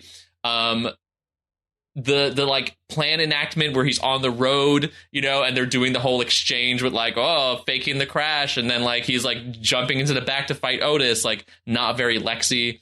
But then you have the little things, right? The plan is, to me, the plan is also crazy. The plan is essentially, I will shoot a rocket into the fault line, which will cause part of California to flood underground, but I bought up all the land in that area now of where the new coast would be, so I own property, and essentially people will have to buy this property from me, and I will become rich. That's his plan. Yeah. It's psychotic because this is the part that is Lex, right? I'm going to kill millions of people just so I can make some money. I think that idea is Lex. Like that delivery he has when Superman eventually confronts him is like, is this how you get your kicks? Playing the deaths of innocent people? And he goes, no, by causing the deaths of innocent people, I think is Lex. The idea he does of how he tricks Superman, you know, like after the whole thing with the radio waves and he lures Superman to lair, I think is really Lex. The literal like dog whistle is like, only dogs or Superman can hear me. Gus looked up. My dog was just like, huh? Yeah. When that sound went off. So like, but it was really smart how he gets him there. And then he has that whole exchange and he tricks him into opening the thing with kryptonite. Very cleverly so. Like everything he did was very purposeful. And then, you know, he has kryptonite and he was like, you don't even care where the rocket's going, do you? And he's just like, I do know where it's going. Hackensack, New Jersey, and just shoves him into the pool. All that stuff feels very Lexi, and I think is really, really good. But there's an over-the-topness that happens that I don't think is great. Even his plan of the two rockets, right? Like, one's going to California, the other one's going to Jersey on opposite sides of the U.S., I think is smart. All those little pieces are great, but the over-the-top goofiness and the real estate plan is a bit nonsense. Like that's the part I don't like. But I'm assuming you love the Gene Hackman. This is my Superman. Like this whole this is my stuff. So like, you know, I'm not a huge DC Comics guy. I don't have big sense memory for DC Comics as a kid. Like if anything, it's like, you know, like sort of like Jim Lee X-Men type stuff is like those are my superhero comics from when I was like starting to get into comics. And even then, I think I've talked about this on podcasts. Like it took me a long time before I realized that you're supposed to read them. Not just like look at the beautiful art. So it's like always art first. I don't know. It shouldn't be a surprise. I'm kind of an idiot, folks. Big dumb animal. So I don't have that. Like this is my Lex Luthor is Gene Hackman, which is maybe why I don't have like massively strong feelings towards Lex Luthor. Generally, I guess like you know I want my Lex Luthor to be like kind of like confident and in charge and you know. For me to like really feel like they're a worthy match for Superman, which I don't get from Jesse Eisenberg. But I do really get from I think it's Clancy Brown who does the voice acting. Yes. Yeah. Yes. He's great. Like Clancy Brown's really good. I envision him. You know, I'm not a Smallville guy, so that doesn't happen for me. What's his face from all of the 80s movies, 2.5 Men, John Cryer. So I do want to talk about that real quick, right? Like, as we're talking about the different Lexes. It's really funny because I think Clancy Brown is the definitive Lex in my head because he has that commanding presence through his voice, right? I, for a long time, was just like, man, there's really no actor who's done Lex Luthor really, really well. And then I did see John Cryer, who you will see, you know, Josh, because of Superman 4. And I love the idea that one of the worst parts of Superman 4, Lenny Luthor, Luthor's nephew, who's played by John Cryer in his Ducky days. Right. That's right. They cast him as Lex Luthor now. And he is the best version of Lex Luthor I have seen in live action. Interesting. His intro scene in Supergirl is so good because he's in, like, there's this whole stuff, and there's this moment where he's in jail. He gets put in jail, and he has, like, this piece of, like, chalk or something, or, like, a little nail. And so he goes to a wall, and he just starts drawing stuff onto a wall. And when they cut back to him, it's been a long time, and he's made this mural of Hammurabi crossing the mountains. And, like, the warden comes in and has a conversation, and he's just like, oh, what is this? And he's like, oh, it's, Hammurabi crossing the mountains where he took elephants, blah, blah, blah. And the warden's like, what does it represent? And you think it's going to be like this amazing thing, and he just goes, boredom. And then he just turns around and talks to him. And I'm just like, that's such an awesome, like, he made this masterpiece, this amazing image. And then the warden's like, what is this supposed to represent? And he's just like, boredom. And I was like, God damn, like, and there's like the stuff he does throughout it, like, that's what hooked me. And the stuff he's done since in there that I've seen, he's really good. He's actually like what you're talking about. He has that scary presence. He has that manipulation. He has those smarts. I was like, oh yeah, this is actually Lex Luthor. So it's pretty wild that John Cryer, one of the worst things in the Superman movies from this time period. Fair enough. I haven't given it a real chance, so it's harder for me to weigh in. It's fair enough, yeah. So I have two questions about Lex Luthor, in addition to everything else. So he's a fugitive, yet he's able to get all the way to the West Coast to, like, plant the bombs on the fault line, and then come all the way back to Metropolis without being detected. No, he doesn't go to the West Coast to plant the bombs, right? Like, he intercepts the rockets as they're on the way to a launch site, and so that's how they're able to do it. Okay. But he's somewhere out in, like, the country. Oh, yeah, when that part's happening, yes. How did he do that and then get back? He's wearing a disguise. Didn't you see the blonde wig? No one could recognize. I guess. All right, so that's question one. And question two is, should there have been something in the movie was there something in the movie that I missed that explains how Lex Luthor knows so many of Superman's weaknesses and also got his hands on kryptonite? Yeah, so they gloss over this a little bit, which is again, like, it feels like it should have been important. So basically, a lot of Superman stuff about lead and all that stuff was obviously in the story that Lois wrote, right? Because Superman told her everything and knowing that she would write it, which, again, it's his way of being like, I'm open, I'm letting you all know about me, so you won't be afraid of me.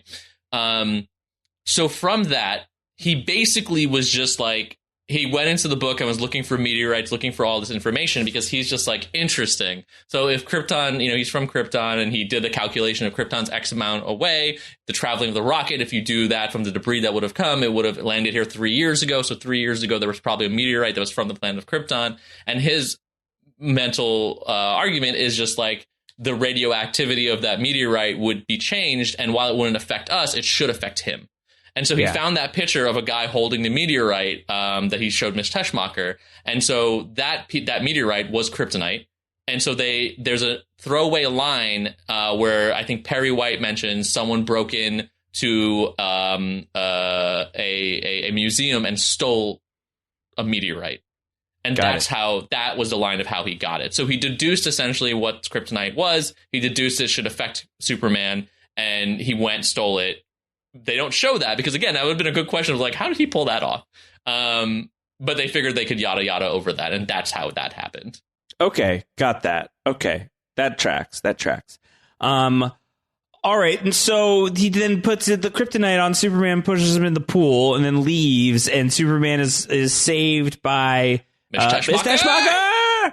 Because like, my parents are in New Jersey. You got to promise me you'll save you never lie. Mm-hmm. You never lie. And then she assaults him. Like, all right. Yeah. Because without his permission, she's just like, I'm going to make out with your face. Yeah. She kisses him. He's like, why'd you do that? She's like, oh, I figured you probably wouldn't let me. And he doesn't respond, but he's probably like, yeah, you wouldn't have. But he was nice. Like he didn't say anything, right? He like smiled at her and like, gave her like the little cheek stroke, which I think is, again, him not acknowledging it, but being just like, you think so low of yourself. And I think that's another one of those like small Superman things. But yeah. And then from there, he, of course, rockets off himself. do you like that he is saved by Miss Teschmacher? I don't mind that, it shows, again, Lex's blind spot is understanding other humans, like his inhumanity. A lack of empathy, yeah. Exactly. And I think that makes sense to me. I also think it totally tracks where he has to make the promise, and that's why he goes to New Jersey to get that one, but then fails because of it to get the other rocket in California, which is where he wanted to go because Lois and Jimmy are there. And so why are they there? Really, what are they doing in California? They were covering a story, ironically, about Lex Luthor, because Lex Luthor was buying up all that land, and Perry White and Lois were just like, who is this person buying up this land in California? So they went to interview the person who was selling the land, and that's why they're out there. Got it. Okay, great. So Superman flies out there, and a whole mess of stuff happens. The dam breaks. He builds a new dam. He repairs the fault line. He repairs the fault line, which is so crazy. Like, just seeing him in the fault line is so wild. Yeah, if you didn't watch he goes into the fault line. He's there, like he's like a glow in the magma. Yep.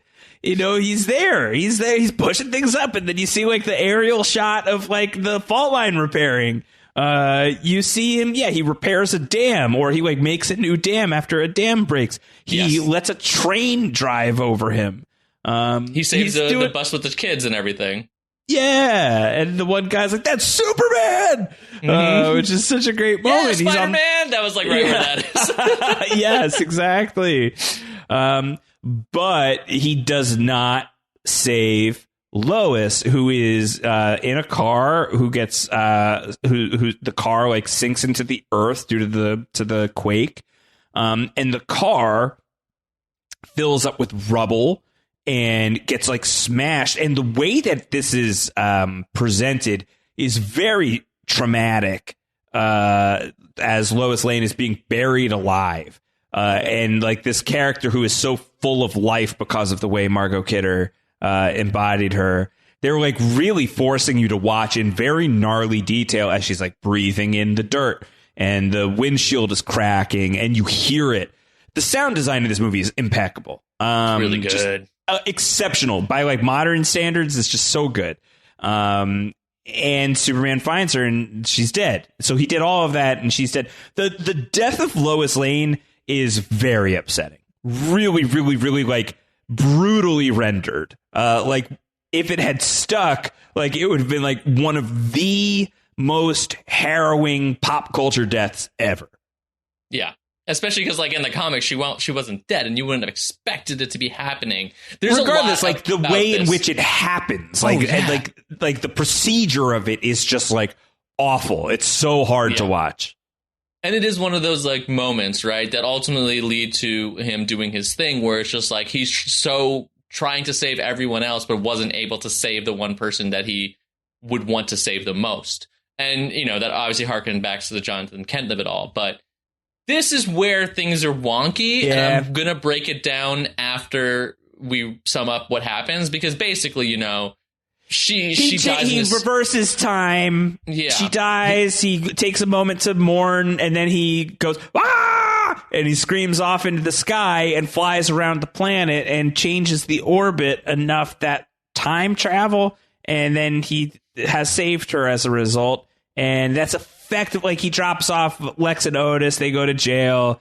He, he's a friend to everybody. Flies off of the sun, off across the planet. Iconic. They end all of these this way, don't they? I think I'm almost 100% positive they end all of it with him looking at the camera and smiling, which is from the flying over comics. Earth. He would do that. Yeah, he does that all the time in the old comics, where he'd look at it, and Golden Age too, where he'd look at the camera and like wink or smile and make a cheeky remark. I love that. It's really, scene. really great. It's great, but like this happens fast. It's the culmination of the movie, and they don't really give you a ton to chew on afterwards. But yeah, Superman time travels effectively, or reverses time enough to bring Lois back. Thanks, I hate it. Yeah, so effectively, I do hate it. I think I'm not gonna lie. I hate this. I do think I hate this. And now I'm gonna make you hate it more, because there is backstory here that I'm about to break down. There's so much about this movie I still like, right? There's so much that I think stands up really well. This did not stand up when I watched it when I was younger. It doesn't stand up now. It's not I think I was probably fine as a kid. I was like, she's alive, but like, right. you know, like yeah, probably like when I first watched it at 4, I wasn't paying attention to any of that stuff. But like, I haven't thought about it in the costume. I haven't thought about it as anything other than like a historic moment of pop culture since I was a kid. And so like revisiting it was a different experience. It's like, oh no, this is dumb. It's dumb. It's so thematically bad. You're violating the theme. Right. So here's what happened was, so some behind the scenes info about this movie. I mentioned it earlier. This is famously conflict between the director Richard Donner and the producers of the film.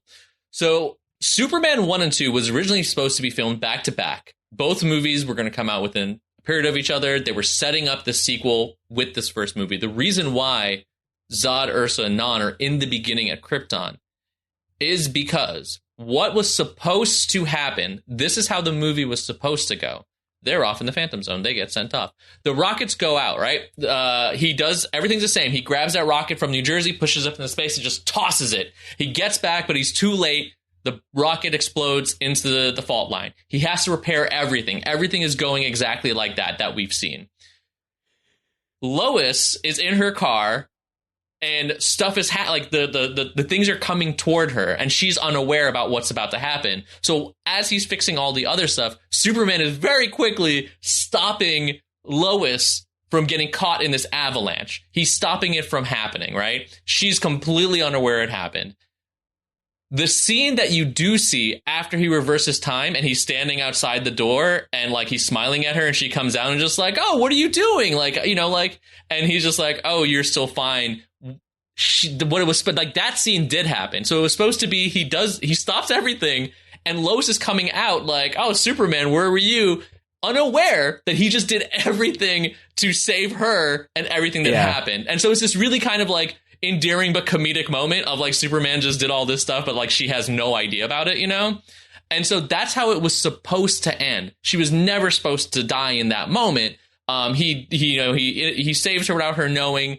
And then it's so interesting that the producers who fought for a music number for the goofiness were also fighting for like one of the most upsetting death scenes. Here's why. So this part that he reverses time was going to be the ending of Superman 2. And they had filmed it and shot him doing that. And at the time, the effects were expensive to do that shot. To do him spinning, to reverse all the stuff was expensive. And so and this is where the divide started to happen. At this point, I think Richard Donner had been fired. And basically they were like, we have this expensive shot. We don't even know if we're going to get a Superman 2. We need to use this shot in this film.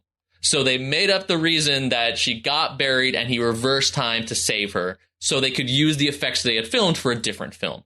That's why that's in here. So that's how that happened. And personally, I think it sucks because what the ending is supposed to be, I like the idea of Superman saved her without her knowing. And the rocket, you're going to notice something when you watch Superman 2 now that's different. When he threw the rocket into space, what happens is that rocket flies, and when it explodes, the ripple effect of the rocket shatters the Phantom Zone. So the ending of this movie had the rocket break the Phantom Zone open, and Ursa, Non, and Zod come out and start heading towards Earth. Because of Superman's own heroism. Correct. That's how this movie was supposed to end, and that's what it led into Superman 2. So it's all the effects of that he did to lead to this happening, which is awesome, and I think is really smart and clever. But again, because of this behind-the-scenes stuff, like we ended up with this, like, Lois died, but then he reversed time, and you're like, but if he reversed time, then what did... So it was a lot of, like, just... doesn't work at all. And it sucks because so much else works about the movie except that, you know, like that part I think really doesn't work. Because like even the Hackman stuff, some people like it, some people don't. But like that part I think universally is just kind of like, oh God, what the hell, you know? And I think does anyone like the ending of Superman the movie? I hope not. I mean, maybe someone, but like for me, genuinely. We always love this. Like, do you have a defense of it? Let us know. Super at postshowrecaps.com. That's super at postshowrecaps.com. Send that feedback and we'll get into it next week if you've got it. Yeah, because I'm curious, because, like, to me, it's what you said, Josh, right? Like, it violates the whole thing at the beginning that he can't save everyone. It completely, it just, like, it boops that snoot, to quote a friend, you know?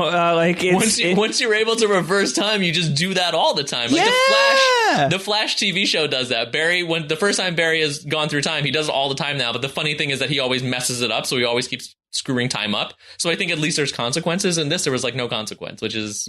Come on, guys. It's not great, but I would say, you know, so we're not doing the rankings. It's too much to do the rankings for these. But I would say, like, you know, I would still grade this very highly. Like, I would still say, because, like, so it's one of those things where, like, does the ending define the movie or does the movie define itself? And, like, the ingredients swirl together in such a beautiful way that, like, it's just a delight to experience. This movie is just a total delight.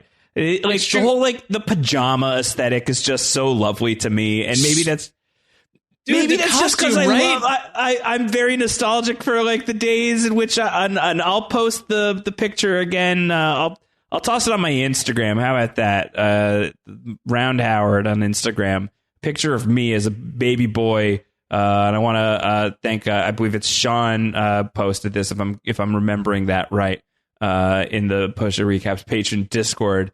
Me photoshopped on the Superman poster as, like, a 2-year-old in my Superman pajamas. But, like, anyone can wear the suit.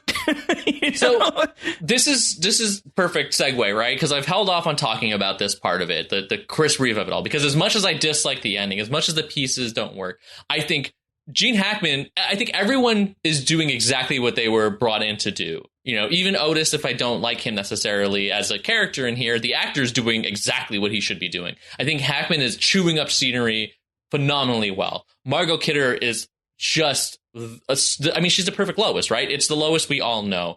Even Perry White is such a good Perry White. He's so good in this movie and has such a presence as, like, the editor-in-chief, and I think it's great. But all of that, I think, is this movie would have never worked without Christopher Reeve. I think his portrayal of Superman is quintessential. And I'll start with what you're saying about the costume. I love that they went for it. I love that this is a time period that you're just like, no, he's going to wear this bright pajama-y costume because that's Superman. And, like, it is. I think that's important for Superman to looks aerodynamic, you know, looks very comfortable. Yeah, super comfortable. Like, I think it's great that it's like he can carry it off. And it's crazy to me that modern stuff has gone so far away from that design that they're like, no, we can't. And I'm like, go back to it. Right now, there's that Superman and Lois TV series, which I really, really like. It's actually really good. I've talked about how I felt like I haven't had a Superman since Chris Reeve. This is it. If you are a fan of that stuff, if you're a fan of Superman, you need to watch this series. He's a friend of mine, really good at it. A writer at Inverse, actually. He wrote Ryan Britt, who wrote a really great article about it, about, like, this is the best Superman. And also, like, in ways, like, if you think the Snyder Cut Superman is dark, like, sometimes the Superman and Lois stuff gets real dark, but it shows you, like, the full dimensionality of the character. Yeah. That, like, there's, like, a lot that you could do with Superman. It doesn't just have to be, like, a scoop of vanilla or a scoop of chocolate. Like, it could be, like, all sorts of different flavors when you're dealing with this character. Yeah, and this, like, to hit on the show, which will circle me back actually pretty well, I think this show has a more modern costume as well, which is, I think, is its weak spot. But there is a moment in the first episode, and it says a lot, that all the fandom has flipped out. Because in the first episode, when they're doing the flashbacks, they show him in, like the Action Comics cover, right? The Action Comics, Max Fleischer Adventures of Superman animated series, the Darwin Cook style costume. Bright colors, the S with the black behind it, because that's what it was at that point. The boots, the trunks. And he looks really, really good. And it's like, I wish they would do that. I wish that would still be his costume, because it does work when you are confident in it as the creators. If you believe that Superman costume can work, you will have everyone believing it too. You just have the confidence, I think. And he looks really good in that costume. And the fans flipped out about it. But also, his Clark Kent is so charming, goofy. He's unassuming. He's nice. There's summed up in that same moment when he's in that original costume, he saves a kid and the kid says, nice outfit. And he says, thanks, my mom made it for me, and flies off. That's Superman to me. And that brings me back to here why I think Chris Reeve works so well and why I think that version of Superman works really well. Because Superman, as you pointed out, has morals, he's kind of goofy, and ultimately Superman's not cool. But you can be not cool and still be charming and likable. And that's exactly what Chris Reeve brings to this. Like, his Clark Kent is like especially goofy and nebbish because that's on purpose. But his Superman exudes charm. His Superman makes you feel like safe. He makes you feel like it's someone you can want to hang out with and talk to, even though he's not cool. A lot of that we saw in Captain America, which is what I mentioned about what I like about Steve Rogers. But Steve Rogers is also very much not cool, but everyone still likes him because there's an element and charm to him. And that's here with this version of Superman. Chris Reeve embodies what Superman needs to be, which is ultimately charming. And I think Tyler Hoechlin in Superman and Lois does the exact same thing. His Superman is very charming. His Clark is not that nebbish, but also kind of goofy. And that's okay. It's likable. And I think they try so hard to make Superman cool a lot of the times that they unfortunately miss the whole point of Superman. Even to the thing of, well, this might sound real silly, but if you look at like Henry Cavill, if you look at like Tom Welling, all these guys who've been cast, and they get cast because they're big and beefy, which I don't think Superman needs to be because his strength doesn't come from his muscles at all. It comes from the earth and the sun. So it's weird when they're just like, he needs to be big. No, he doesn't. Again, Tyler Hoechlin is actually short, and it's great because it works because Superman doesn't need to be, like that. But when they smile, they're so handsome. They're so handsome. Not to say that Chris Reeve and Tyler Hoechlin aren't, but like they're model handsome. They're big and beefy and put me on the cover of a magazine. And like their smile feels like that fake model smile because like when you pose for a picture, right? Well, it's that Henry same Cavill smile. seems really fake when they digitally removed the mustache. Yes. And that especially was no smiling there. So, but like, if you look at Chris Reeve when he smiles and you look at Tyler Hoechlin when they smile, it feels very natural. It feels very charming. It feels very like personal almost. You know what I mean? Superman needs to have that. He needs to feel someone you can approach. And I think when you have someone like Henry Cavill, I think can do it. They never gave him a chance to. But that's why I think Brandon Routh also worked. And Brandon Routh was mimicking Chris Reeve, but he has that goofy charm to him. And I think it's so key to Superman to have that charm. When he smiles, it can't look like a model is smiling. It has to look like someone who is a friend, because that is such what Superman needs to be, a friend. And I think that's what Chris Reeve sums up so well. It's not about the physicality. It's not about like Superman's cool. He's decidedly not cool, but he's approachable and nice and does good. And I think anyone who says Superman is boring needs to watch Chris Reeve in this role because he's not. There's so much about him that works so well, and it's embodied in this film. And like for the ending, is what it is. I think it's fine because that performance just takes this thing up and away. Yeah, for sure. All right.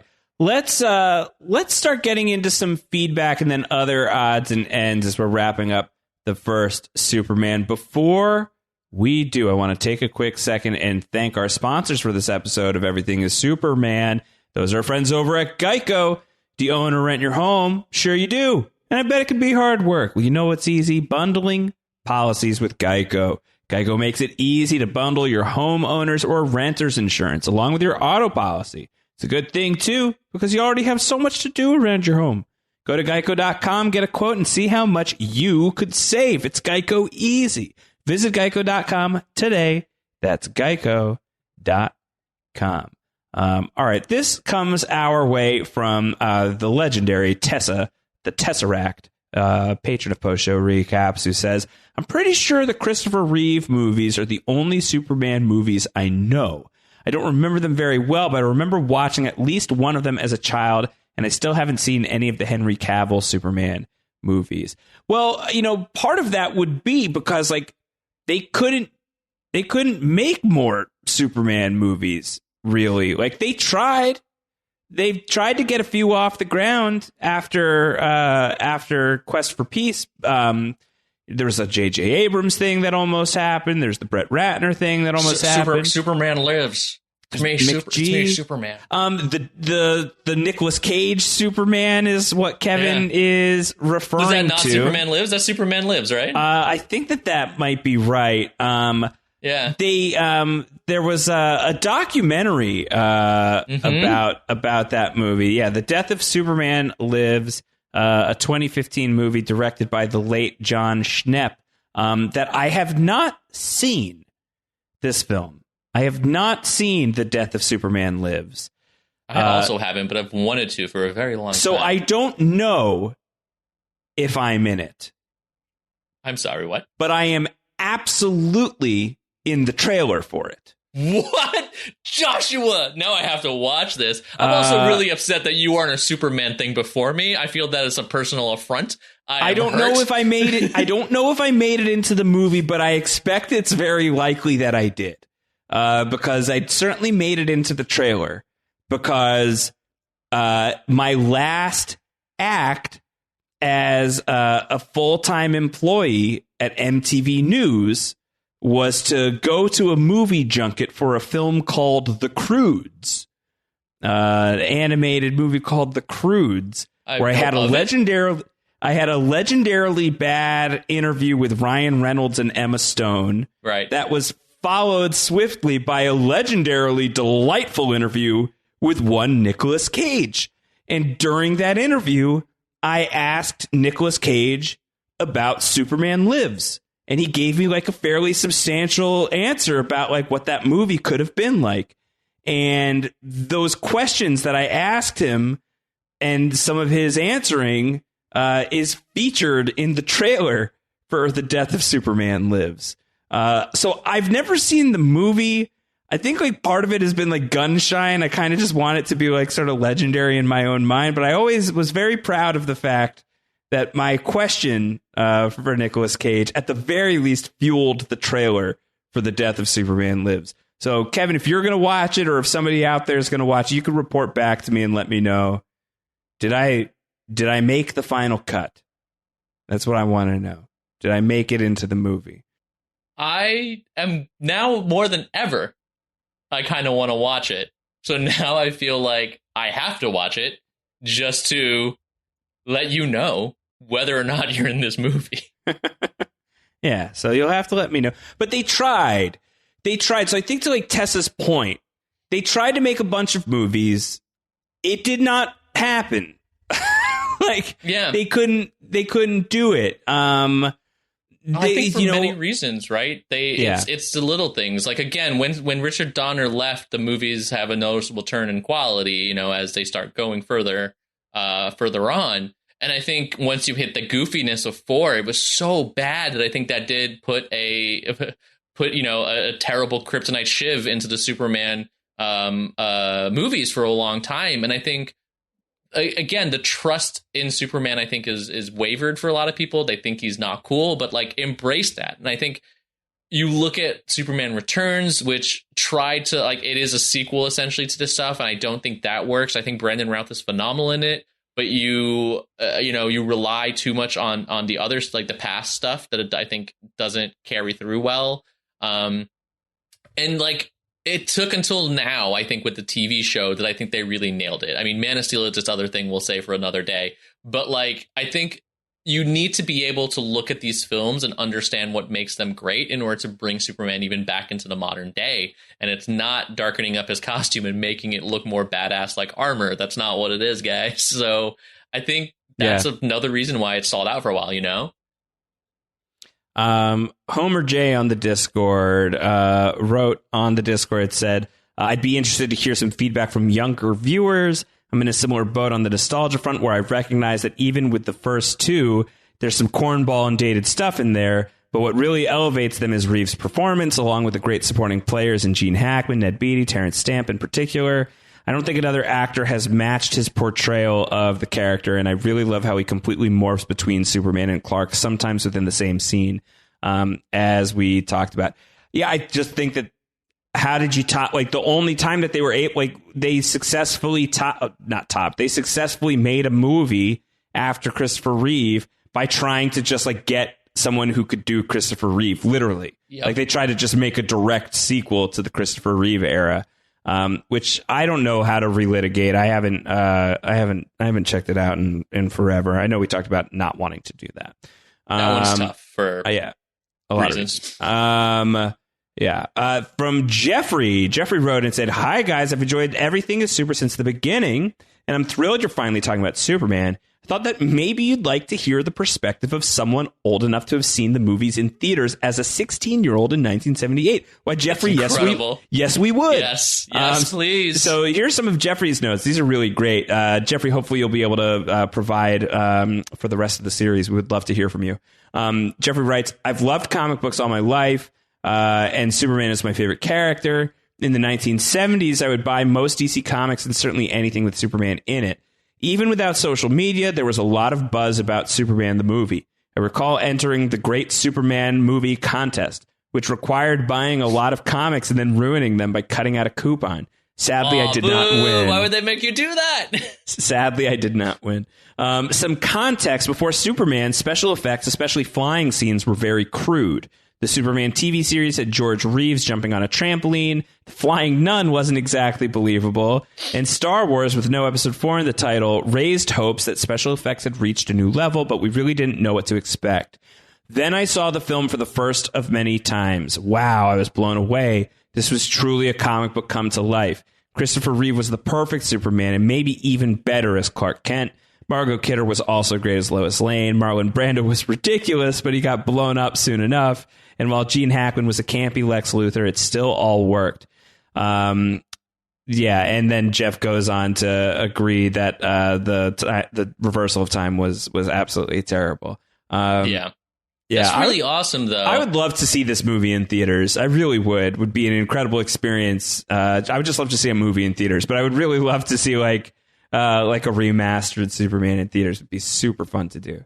Yeah, and it is interesting because I never actually thought about the context of the special effects in that way, because I've heard it, right? Like, I've heard about like the tagline, "You believe a man could fly." I've heard that people were just like, "Oh my God, this is so amazing." But I never really thought about the fact that, there wasn't a lot of good special effects. Star Wars was something that broke that mold, but like nothing else had like done that level of achievement. And so I can imagine like watching this for the first time, if your only context of a flying person is someone jumping on a trampoline, this was something, right? Because like he just lifts up and takes off when in that fortress, right? That for the first time in the movie when we saw him at the end of that scene. So I wish I could experience what that was like. Okay, this is from Riley. Riley writes in and says, I think the first two Superman movies are near perfect movies for what they're trying to be and what they accomplished for the time they came out in.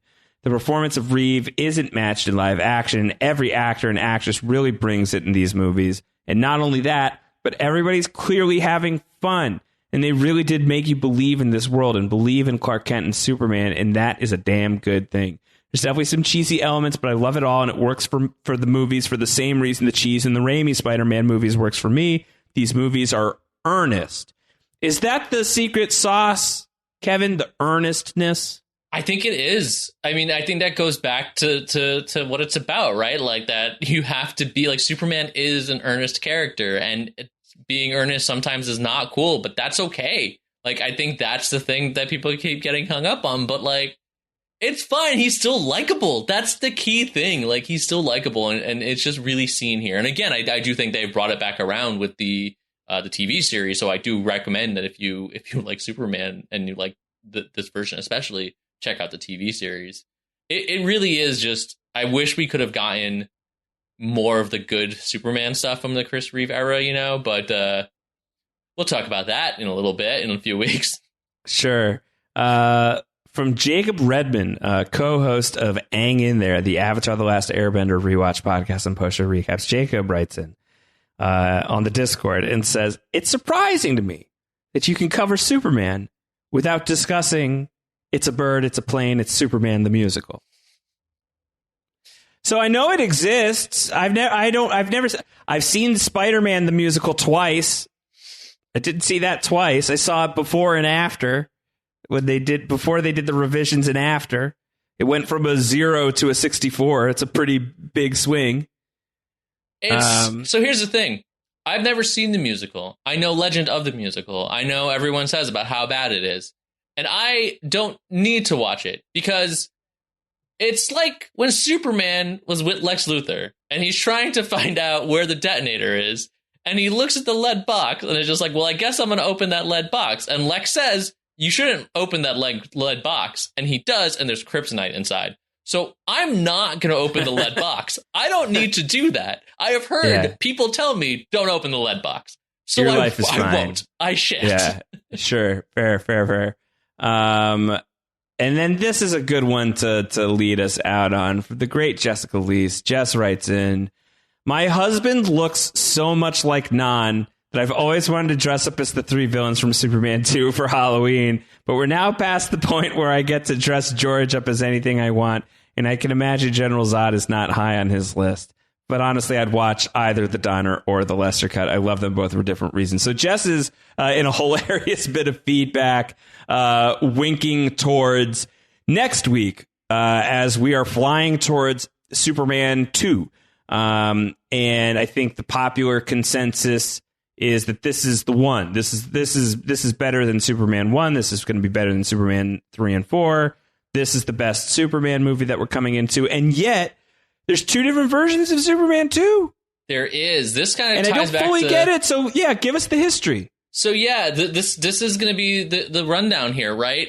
Similar with this movie, there are a lot of scenes that were cut. There's an extended version of this that Donner isn't a fan of that includes a lot of stuff that he cut because as a director, he's like, we don't need this. But again, the producers decide to put them in. Like when Superman is going to meet Lex, there's a whole like scene like in Aliens when the aliens are coming down the thing and they're shooting the guns. Like that happens. There's like guns being shot at Superman and it does nothing. There's like ice and fire that come at him, does nothing. So, famously, this divide happened. Donner was filming both versions or both 1 and 2 at the same time. He had filmed, I think, like 75% or 80% of 2, was fired because of this butting heads. And they brought in Richard Lester, who was a more comedic director.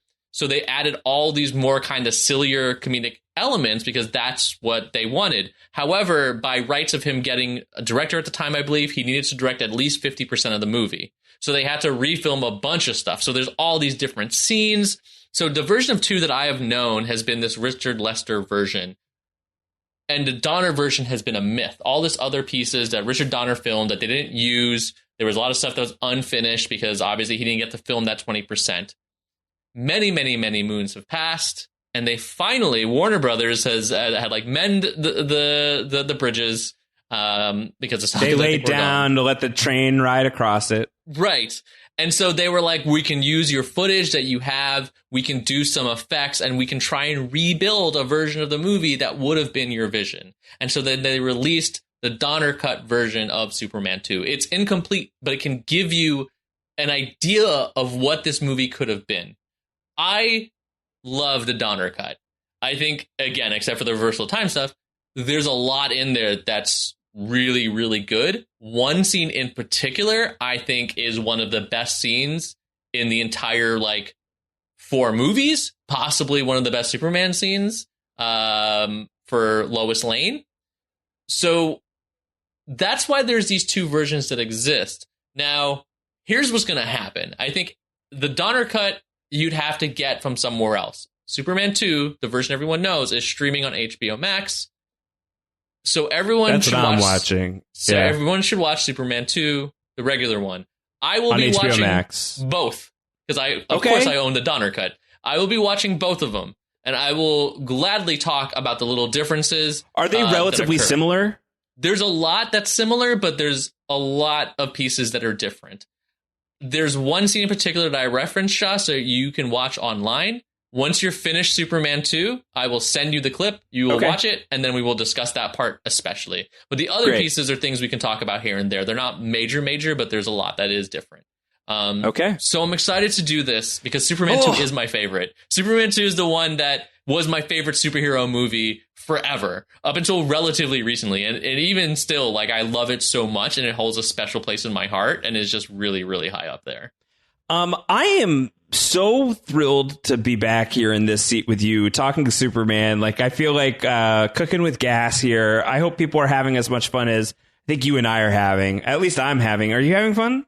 I'm having a blast. It's so funny because I was if just you're like, not then I have no real judge of character, and that's troubling. We should. I was like, maybe we can get like an hour and a half out of this one, and here we are at like 2-ish hours, somewhere in that range. Like, whatever, I mean, who cares? It's Superman. We haven't talked together in a while on a podcast. This is fun. This is great. I'm having a good time.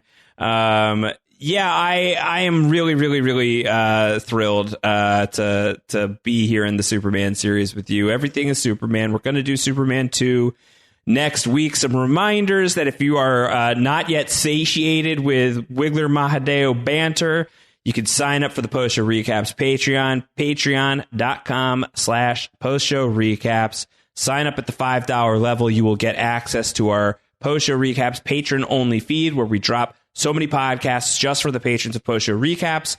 We are going to be releasing a podcast about Invincible, the Amazon superhero series that really flies in complimentary style to a Superman conversation. So that's available to you in the Post Show Recaps patron feed. Check it out at patreon.com/Post Show Recaps. Sign up in May. Push us towards that 24 podcast. It's going to happen.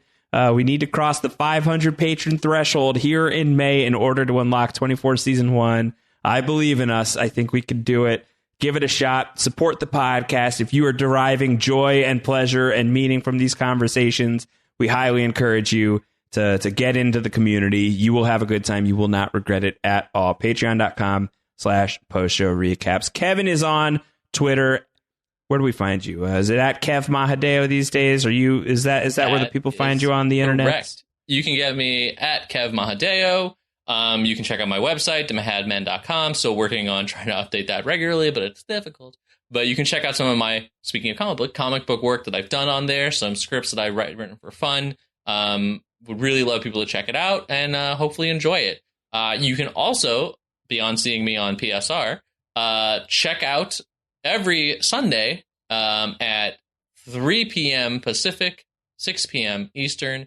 I am doing a Twitch stream, twitchtv.com/DMPhilly, where I'm playing a tabletop RPG called Kings of Neon that has a little bit of noir superhero-ness to it. So if you are interested, you can check that out, where I'm joined by a number of people that are all PSR patrons, where we're playing this tabletop game, and it is a blast, having a really good time. You can jump right in on it because we do a recap at the beginning of every episode, so you'll never feel behind. Awesome. So check that out. I believe it's twitch.tv/DMPhilly is where you can check out Kings of Neon, see Kevin as a superhero. We know you want to do it. Go check it out. Support the show. I'm at Round Howard. You can find me on Twitter. You can find me in the Post Show Recaps patron Discord. If I haven't done it, please someone nudge me. I'll post myself as a Superman on Instagram at Round Howard. We'll be back next week with Superman 2. Until then, everybody, up, up, and away! Okay, that's it.